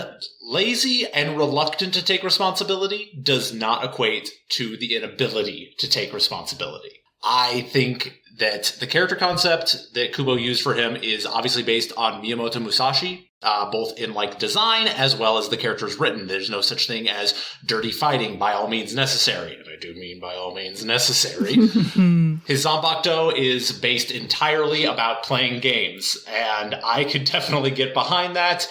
Also in his line cook phase, which is a weakness of mine. He's such a cool character. He is wonderful. And also, in the later arcs, he does get an eye patch, so that's doesn't hurt. Yeah. Fuck, I forgot about the eye patch. Shit. Yeah. Yeah, he would have been even higher if there wasn't like, you know, he wasn't up against like 2 animal characters, fucking, you know, characters that are like from parts of Bleach I actually remembered watching. But hey, I'm honestly so proud of all of us that we got through an episode of this about fucking Ghost. No one brought up the Dan Aykroyd ghost blowjob scene from Ghostbusters. I am proud of each and every one of you. Thank you. Thank you. I mean, it's difficult, but we try to do our best. We've all shouted a lot of things and felt a lot of things. But now that the fight scenes are all over, we're still not done. People must account for their actions on the field of battle. Now we get to yell, "What did you do that for?" The amount of times that gets yelled in the show. At each other as only Ichigo Kurosaki could. This is our segment. Let's unpack that. So I have one question that I just want to like just out of the fucking gate. Mm-hmm. How low do you think Old Man Yama's balls sack? I mean, I've really given this some thought. there's a reason that those hardwood floors have to be polished so much and so clean all the time. In case. Does he? Oh, okay. He wears a hakama, right? Like those like very long loose pants. Yes, he does. Oh yeah, the balls can go all the way down. Nobody would know, except the person cleaning the floor. They gotta look like it's similar to his eyebrows, is what I imagine. Is the situation going on? They just part a little and then go down. Oh god. So I think like one down each pant leg. Yeah, that's comfortable. Wow, I'm just like, I was gonna be like conservative about it and say kind of like the knee area, kind of like ping-ponging around a little. I mean, not too hard, obviously. He moves slowly. I mean, it's hard to tell because I think he wears like a loincloth in a lot of the... He always strips down when he gets in a fight. And he's got that loincloth, which is only sensible, I guess, to keep them from like banging against his thighs in mid-battle. Okay, so we can confirm. That's like, not why else? Not a good thing. Well, I mean, I didn't think it was a fun thing, but Tyler, you know the show very deeply, very well, and you have like the rest of us are like, yeah, Kisuke Urahara, and you still have him ranked high at number 12, but the rest of us are 3, 4, and 3. Yeah. And like, so he's on the other side of the line for you. Yeah, Hat and Clogs, just, I understand the archetype. There's one in every shonen. The closest equivalent that everyone pokes out, because it's so closely related to it, is Naruto. It's your Kakashi. It's your trope of the mentor teacher type, Aizawa from, My Hero. It's all over the place. I just never grabbed onto Kisuke the way that I know the majority of people did. I know that I'm definitely the outlier of that, especially when Bleach was hot and popping, in the early mid 2000s. But he just never really appealed to me. I always found him to be that borderline of like, oh, there's dirty and then there's hygiene dirty, and I'm crossing that line a little bit. So when did you watch it? Because you also have Kukaku. Mm-hmm. Lower and Yumichika. So I actually, the first exposure I had to Bleach, which is why I probably have such a nice heartfelt place for it in my heart, is that I read it with a friend actually lent me the first 20 volumes of the manga, which is basically start on through Soul Society, which I'll defend to this day is some of the best shonen writing I've ever really experienced. I got all that probably, let's say 2007-ish. I might be off by a little bit, but I basically ran through that. I was quite in love with it. Fun fact, actually, Kukaku drawn in the manga doesn't have the prosthetic arm. They just actually have the stub. And I don't know the choice or like why or where, or if it was a thing for like audiences. There are some weird rating things where they might, depending on when it got broadcast in Japan, saying, showing a stub is, closer to showing like a more brutal thing. So let's put a prosthetic arm in there. It's just a weird choice when I especially found it more charming with the, without the prosthetic arm. But yeah, Kukaku, I just feel like she got introduced, was a great idea. There's a lot there. And then Kubo was like, oh, I also am introducing her in a very busy big arc that has the majority of the cornerstone of the show in it. I'm going to cut a lot of her. So there's like next to no real content for her, especially versus a lot of the other people on the list here. do you think, well, never mind. I was going to say, like, would you have ranked it differently if this was back whenever you read it for the first time? But obviously you would. Yeah, As I would think we so. all. Yeah, no, my ratings definitely changed with my age, I would say. I mean, I don't think my top 5 would be that much different. I've always... I'm still very, very upset that we have 2 people who rated Mayuri at the end of the list. A couple of cowards, if I dare say. Oh yeah. Yeah, I mean, so I'll be honest. I hated Kuratsuchi. I mean, I still hate Kuratsuchi, but I hated Kuratsuchi until there was like one fucking brief moment in one where I think his lieutenant is like on the ground and is sick or something, and like he gets on top of her and is like kind of trying to unpoison her or something, and she is having the time of her fucking life. And he's like, stop fucking moving around. God damn it. And I'm like, oh, this is fuck. Karatsuchi's actually really good, isn't he? Fuck. I'm also happy that, well, actually not happy. I could see it being a bigger issue if we decided to throw in all the hollows. Not the Arankar, but the hollows, the actual monsters proper, because they're lesser known, and you'd have to, no matter what, you'd be Google imaging nonstop when you're thinking about them. But boy, howdy, some of those designs. Yeah. I'm a little, I was gonna say a little mixed on like designs in Bleach, but honestly, there's so many characters, and the mangaka was really putting himself out there. Like, he was just doing stuff. You know, that's good. That's great. I really, really like this show's version of the Gung Ho Guns. What are they? The Sarah? Something like that? I don't know. They're Aizen's like little team of baddies. The Arankar, is that them? Well, the group, his group of lieutenants, more or less. Yeah, that where each one has like a hole in them.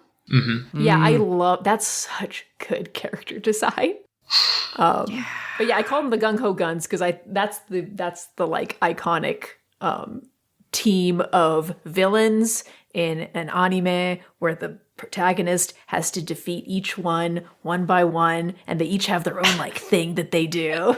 It's so anime. It is. I'm glad there's a few of the Arankars that, while interesting designs, I'm very happy we didn't bring in like the number 5. I don't know. I always just call him Clamshell Fuck Skull.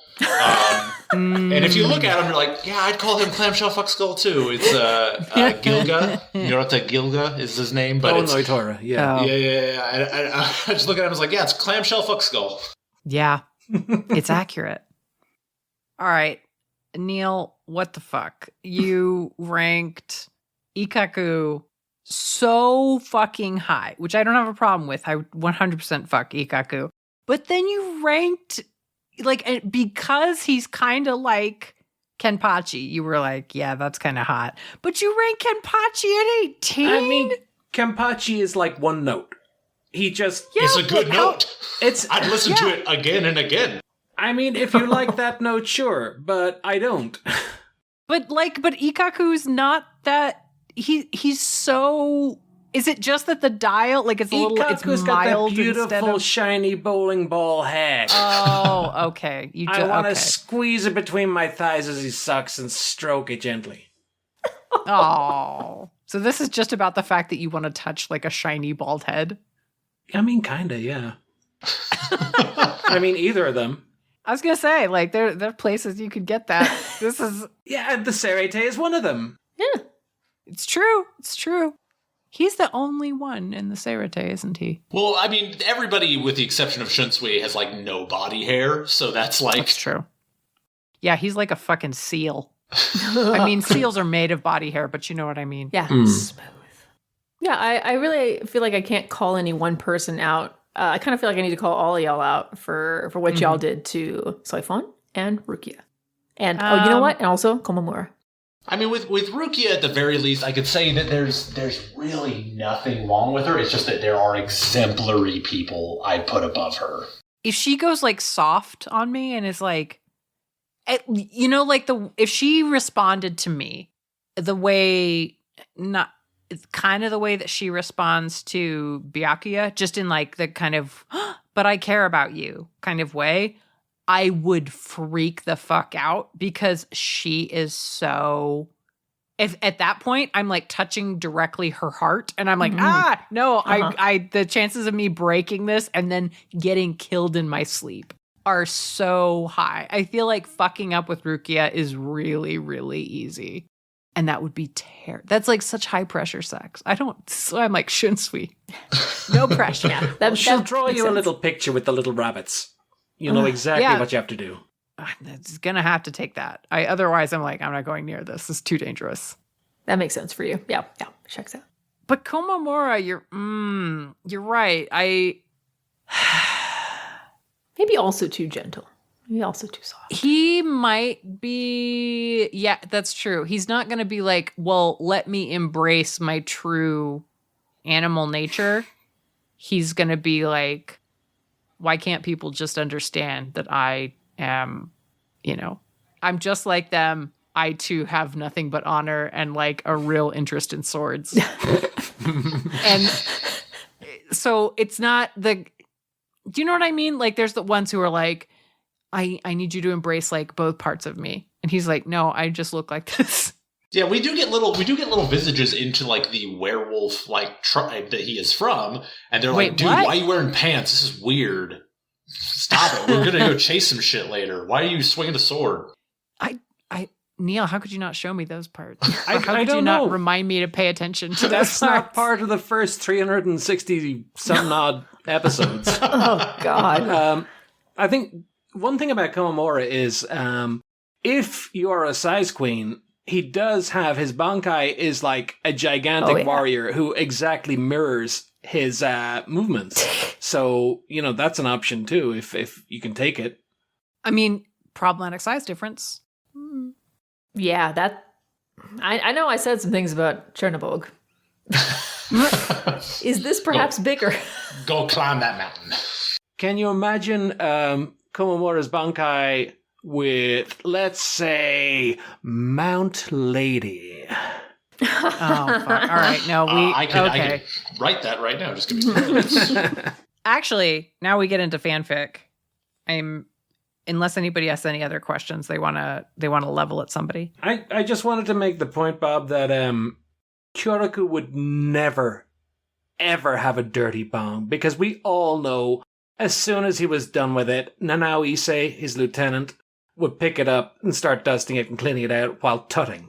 I can confirm, because while I did cosplay Kyoraku, my wife cosplayed him now, so then I can confirm that Neil's correct there. Oh, that's such a cute couple's costume. That's adorable. Okay, so there's actually not a ton of Bleach fanfic that really survived to make it into AO3. Like, there's a fair amount on fanfiction.net, but it still kind of predates either of them in terms of being repositories of Bleach fanfic. Probably the places where you would have found Bleach fanfic have all since passed into obscurity and been eaten by the internet. Wow, I would think it'd be fanfic.net, but weird. There is, but I don't think there is as much as you would imagine. I mean, I'd have to run some dates, but I think it might be somewhat victim to like the anime boom that happened past 2010, where suddenly we had a lot more material to write fanfic about, and we had less fanfiction writers before then. So anybody who was dedicated to writing the Bleach ones maybe were dedicated to translating and moving them across. I don't know, but then there was certainly a lot more material to go off of after that. Yeah, it's always the way that the internet has kind of grown and the way that fan work has moved around it's very subject to like when things are happening. But I am curious, are there any pairings on here that you're like, I want to get in on that? Like, can I, even if it's just watching, like maybe they won't let me get in there because maybe it's just too much between them, but like, that's okay. That's fine though. I mean, obviously, Yoruichi Saifon. Yoruichi Saifon. That's. Oh, really? That's the obvious one? That is so not where my brain was. Oh, okay. Well, let's find where you are. Oh, God, are you fucking Send a search party. What are you, Zaraki and Unohana, babe? Of course. That's the only, like, I've read fanfic of them. And, like, there was one where she was mean to him, and that was really fun. But, God. I mentioned Yoroichi's anti-brat field. That was built for Soifon, so it is a perfect situation. It's like a perpetual motion machine, those two. Exactly. A fuck Ouroboros. I don't think that's the first time that phrase has come up on this show. Yeah, actually, I was going to say, why does that sound familiar? Mm-hmm. Is that what's on our crest? Ooh. A boner eating itself. Oh, no. Oh, the dark things my brain is seeing. I have to say, I know we're done with the rankings, but it is weird to me that Ulquiorra, two of us agreed 100% number 21, and then two of us went number 15. They're like, just a straight reading of that character is like, these are the two places that are acceptable, nothing else. Yeah. He's really That's pretty. a weird... Yeah. His eyes are a little too big. And I know That's it's because he's been crying all day. What did you call him with NyQuil? He's just a sad NyQuil fuck. It's like somebody said, hey, can you make me an anthropomorphic used condom? It's like, yeah, let me draw it for you. And that's Ulquiorra. Yeah. Yeah. Even a used condom would have that same frown. Just like, yeah. Yeah. God. I've seen things. You nailed it. Fuck. God, perfect. Are those the only two pairings that we're like have feelings about? I'm very okay. Well, I mean, Zaraki, Ikaku, and Isagawa go kind of hand to hand as a trouble situation. That's kind of straightforward. Well, okay. That would be pretty good. If Rukia and Renji get a little bored in their marriage and go unicorn hunting, I'll step up. Why not? Oh, yeah, you'd be good for them. And I really do imagine them doing that exact thing. When you said it, I was like, that sounds like a chapter I read in BLEACH. I can imagine them hanging out at Kyoraku's house and it being like, that mushroom party they had in the first Zoolander movie. Yeah. I am very shocked that nobody followed me on the Grimjaw front, however. He's so slutty! Look at him! No, he's 100% slutty. Yeah. You're right. You were so right. You're so right that it's embarrassing to me that I didn't see it. I feel ashamed. I mean, I didn't even really get to touch on the butting of heads with Ichigo and how it's like, oh, this is such a relationship you guys are going through right now. This is so powerfully sexual what you guys are arguing with. Yeah, no. That they belong together. So obviously, I'm like, that is bad news for Orihime. Ichigo's heart has already been taken, and it is 100% taken by Grimjow. Like, I did do a video a while back that was actually comparing Danny Phantom to Bleach. And the fact that they were the two teenage low-level espers who transformed to ghost fight monsters. And then we're like, oh, but also both their parents also know about the monsters and fight them. And also both their parents have a connection to like a ghost scientist, Vlad and Aizen. As well as they both have rivals who are their same age, but they fight ghosts with a different power. So I forget what her name was, Danny Phantom, the girl who used the tech to fight the ghosts. I can't remember, but it was so many things. But my favorite comparison was that Rukia was the same as the love interest in Danny Phantom. It was like the girl shouldn't have to fight to be best girl, but they constantly have to. Oh, yeah, Rukia is the best. Man, Ichigo's really fucking lucky that his dumbass met Rukia. He stumbled into it. He did. I mean, but obviously he has the power of friendship, so, he deserves all the Yes, Hall of Powers, Quincy powers, friendship powers. Just keep going. What is a Quincy? It's a thing. I don't know. It's something German because all the Quincy stuff is German themed, just like all the Arenkar stuff is themed in Spanish. It's like, I don't know. I think the Quincy's also, their weapons are like they're further along in maybe past the Industrial Revolution in a little bit. I think there's that as another. I don't really know what the fuck a Quincy is. I feel like, well, I'm glad I'm not alone in this because I feel like I'm the host that's the audience stand-in for the audience members that have not seen Bleach. Uh-huh. So we're with you. I'm with you, y'all. Yeah, I don't know what a Quincy God. is. Some of I'm them don't not know what sure a Quincy that is. Kubo knows what a Quincy is, to be fair. Really? I don't know. I mean, I know look, they're all it's kind very- of dicks, and they're all very they're very proper in the way Yeah, they but- dress. Like Uryu is very proud of being like put together and everything just so. And his father I seems like like that Uryu a as lot. well. I haven't really seen enough of the 1,000-Year Blood War arc to comment about the rest of the Quincy's. So there's at least a couple different luchador-themed ones, so I that's don't do with cool. that what Nice. you will. All right. We've been very fortunate that spreadsheet master Dan Mulcairn has aggregated our rankings into something definitive, inarguable, and more potent with spiritual pressure than anything has a right to be. Let's find out who is a Yoroichi and who's a cone. Let's get it. Number 21, Old Man Yamamoto. Well, we like our balls a little higher and tighter, I guess, than sweeping the floor of the Serete. All right, at number 20, we have a tie between, this is kind of a weird pairing, Ulquiorra Seifer and Old Man Zangetsu.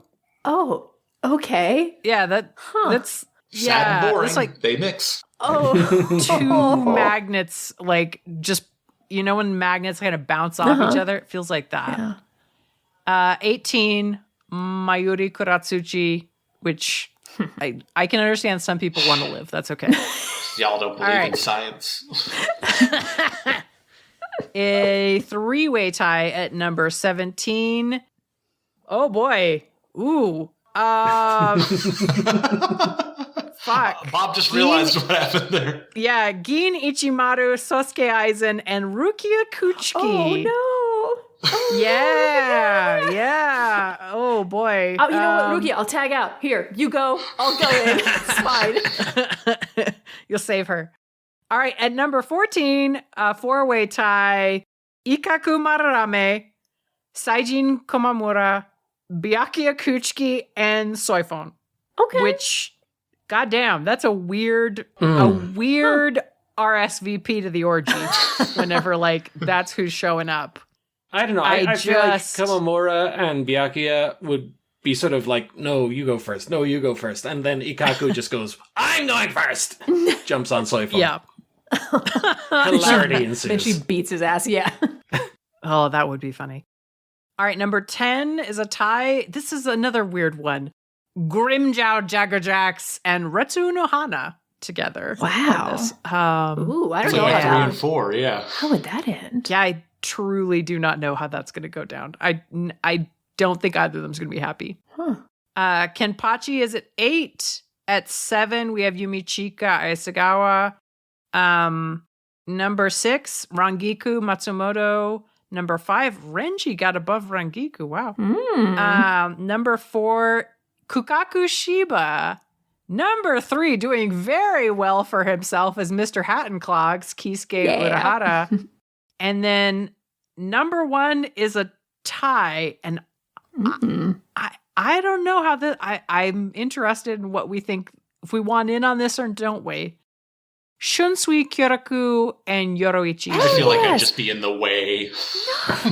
Those are two very sexy people. I'm just sorry, guys. I'll leave. And they invited me?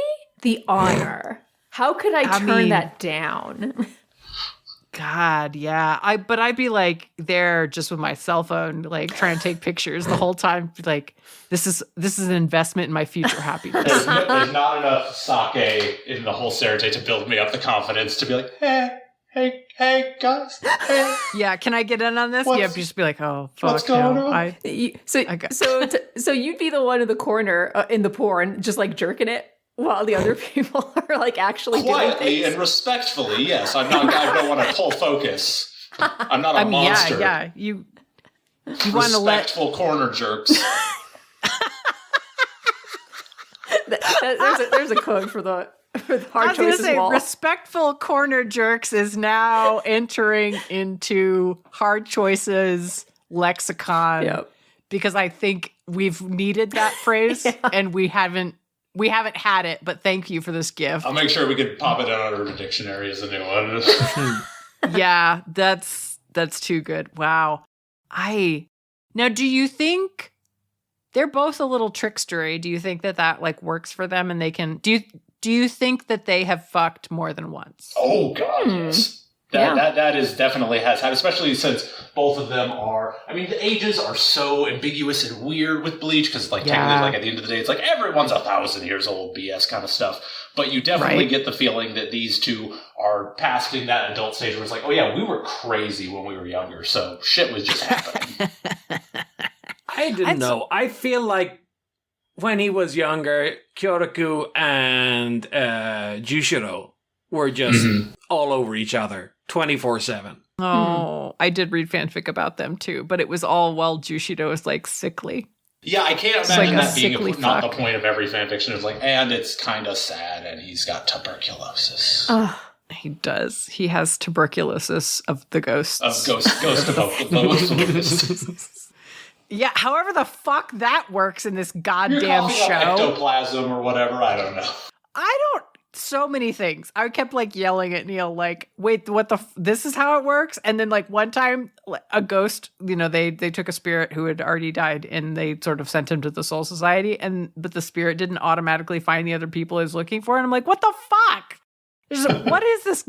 The Soul Society is shit. If you cannot, like, there's no directory, there's no way to find people. Terrible. I always viewed it kind of like a mirror of like the Harry Potter universe, where I was like, you guys are just really obsessed with being cool wizards and not obsessed with a working, functioning society. Because right? That's what they feel like. It's like everyone who's in the Soul Society is like, samurais are so fucking cool. Let's build a whole society around that. It's like, yeah, but don't we have a job to do? It's like, Well, that's kind of complicated by the fact that nobody needs food.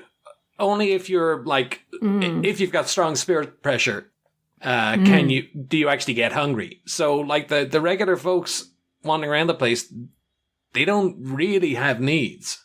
All right. Character designs are cool.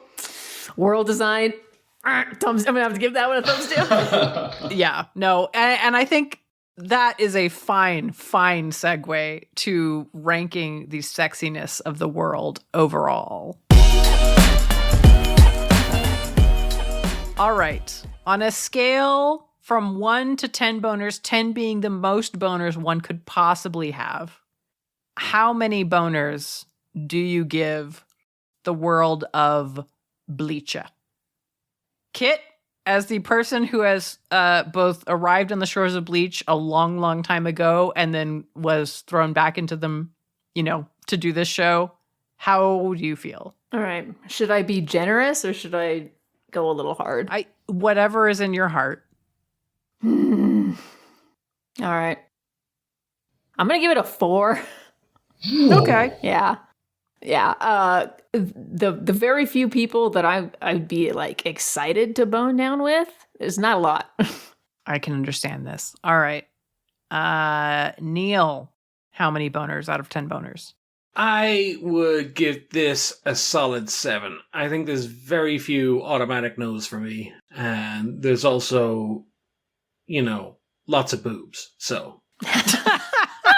Fair enough. Okay. I think it's a 5 for me.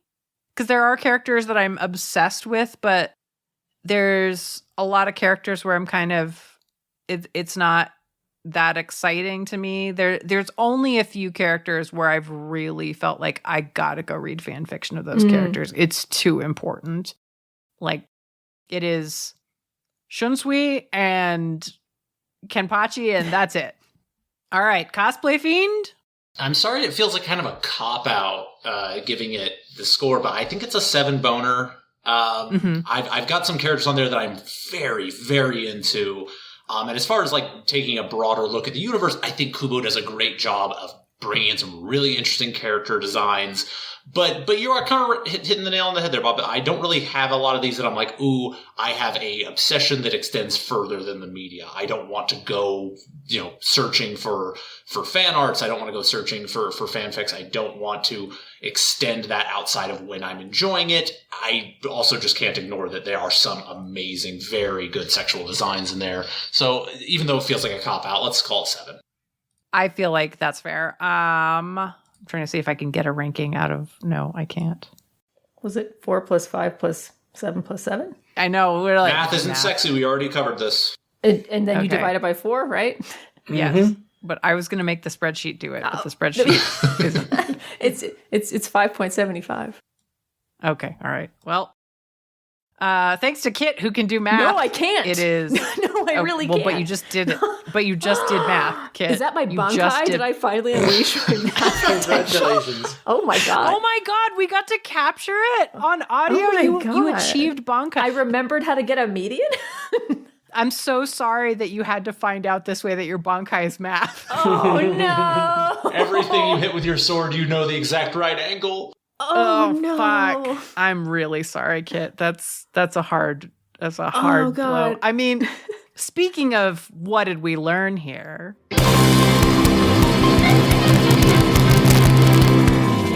I think one of the things we learned here is that Kit's Bankai is math. But what else did we learn here? Neil, what did you learn here today?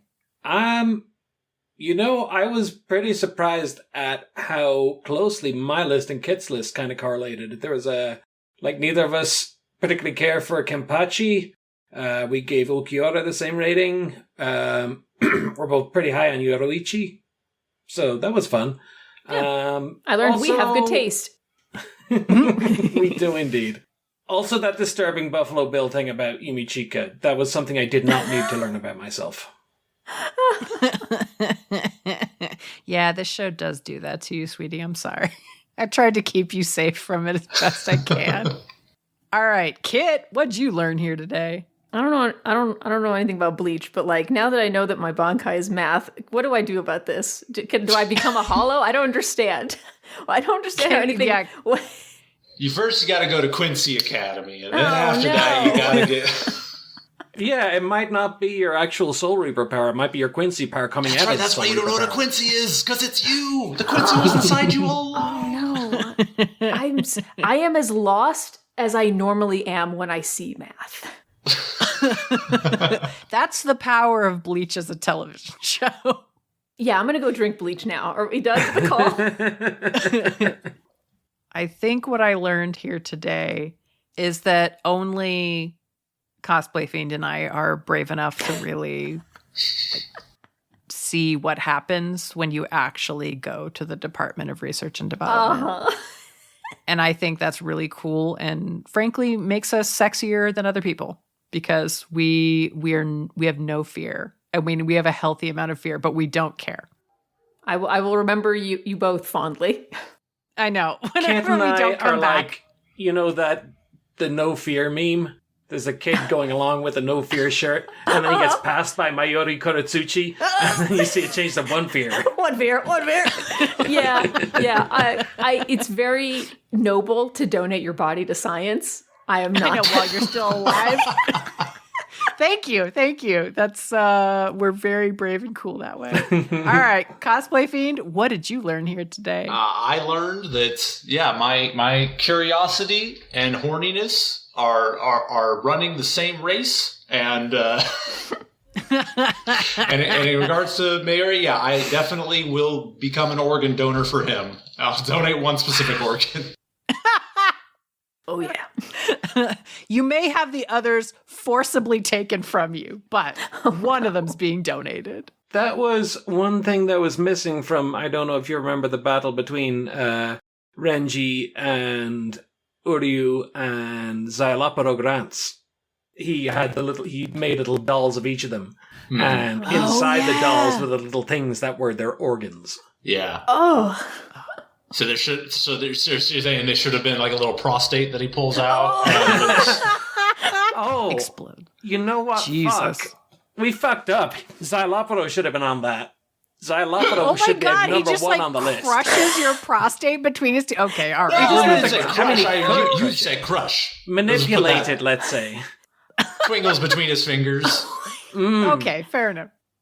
All right, well, with that, now we turn our attention to plugs. Kit, do you have anything you would like to plug? I'm gonna plug a bird. Okay. Yeah, I'm gonna plug the fairy owl. Okay. Sonora from the Sonora Desert, where I live now. I haven't seen one yet, but that's like the legendary Pokemon. Hopefully I'll find it one day. It is the tiniest species of owl. It lives in the little holes in saguaro cacti. Yeah. So if you're ever looking at a saguaro hole, you fucking pervert. Maybe you'll find a little fairy owl. That sounds magical. All right. Neil, do you have anything you'd like to plug? So there's this little show that's on hiatus at the moment, but I think it's coming back pretty soon, where I get to play the part of Hordak, the leader of the evil horde and arch nemesis of She-Ra, and also Kit's uncle. Yeah. And I mean, there's other people in it as well, and it's about like what if Skeletor hosted a gardening podcast, but Hordak, mainly Hordak. He's such a great asshole. All right. Oh no, I made a huge mistake, by the way. It's called an elf owl. Totally different fae. Don't look for the fairy owl. Don't get the fairy owl. Jesus Christ. Terrible thing to Have happen. your Ooh, name man. whatever you do. Yeah, don't. All right. Cosplay Fiend, plug your stuff. Yeah, sure. I mean, I make funny anime niche videos on TikTok. I've been doing it for a while, so if you follow me at Cosplay Fiend, it's pretty much the only place I'm putting up content these days, but happy to see you on there. Yeah, Cosplay Feed. I asked him to be on. He was a longtime fan of Smash Fiction. Y'all. And it's a fucking crime that we never got him on for that. I know. But I'm glad to have you on here. I'm really glad to be here.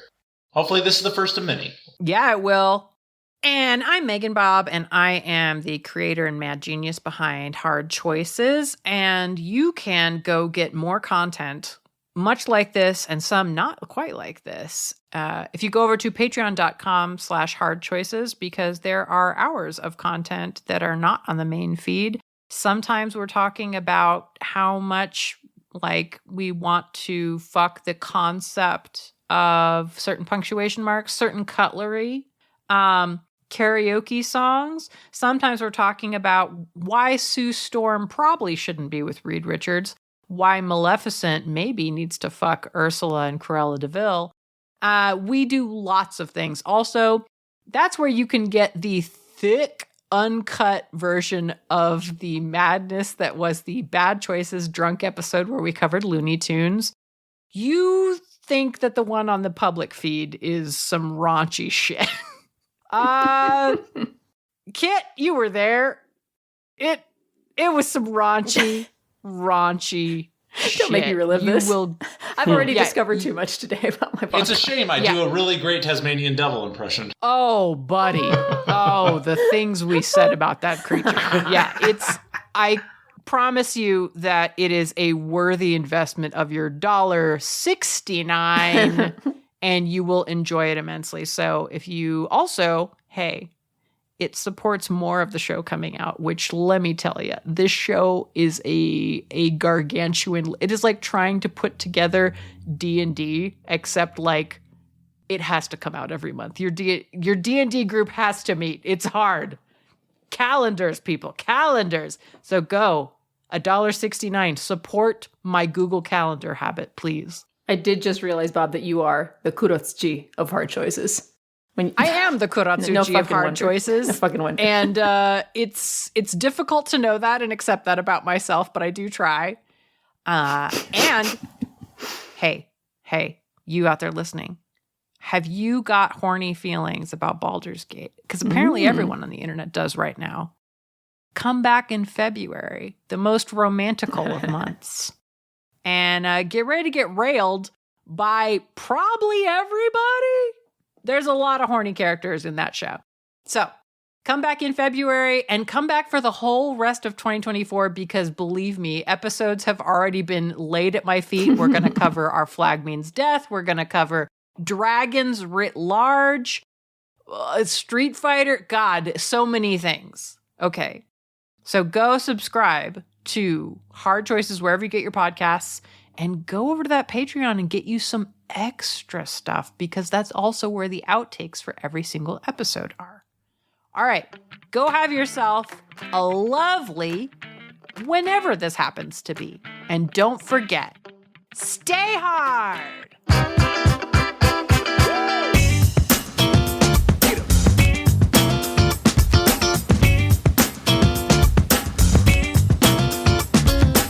This has been Hard Choices.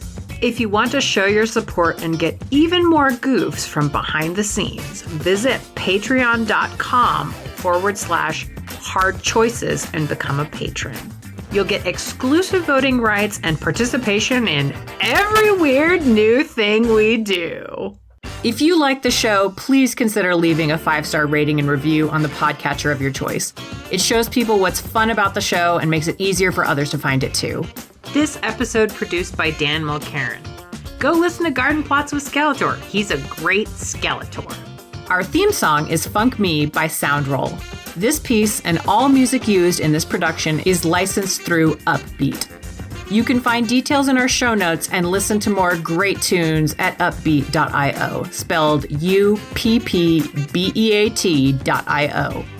The Hard Choices logo is designed by Claire Mulcairn. If you'd like to get into touch with us, look for the Smash Fiction Fan Faction on Facebook and join the conversation.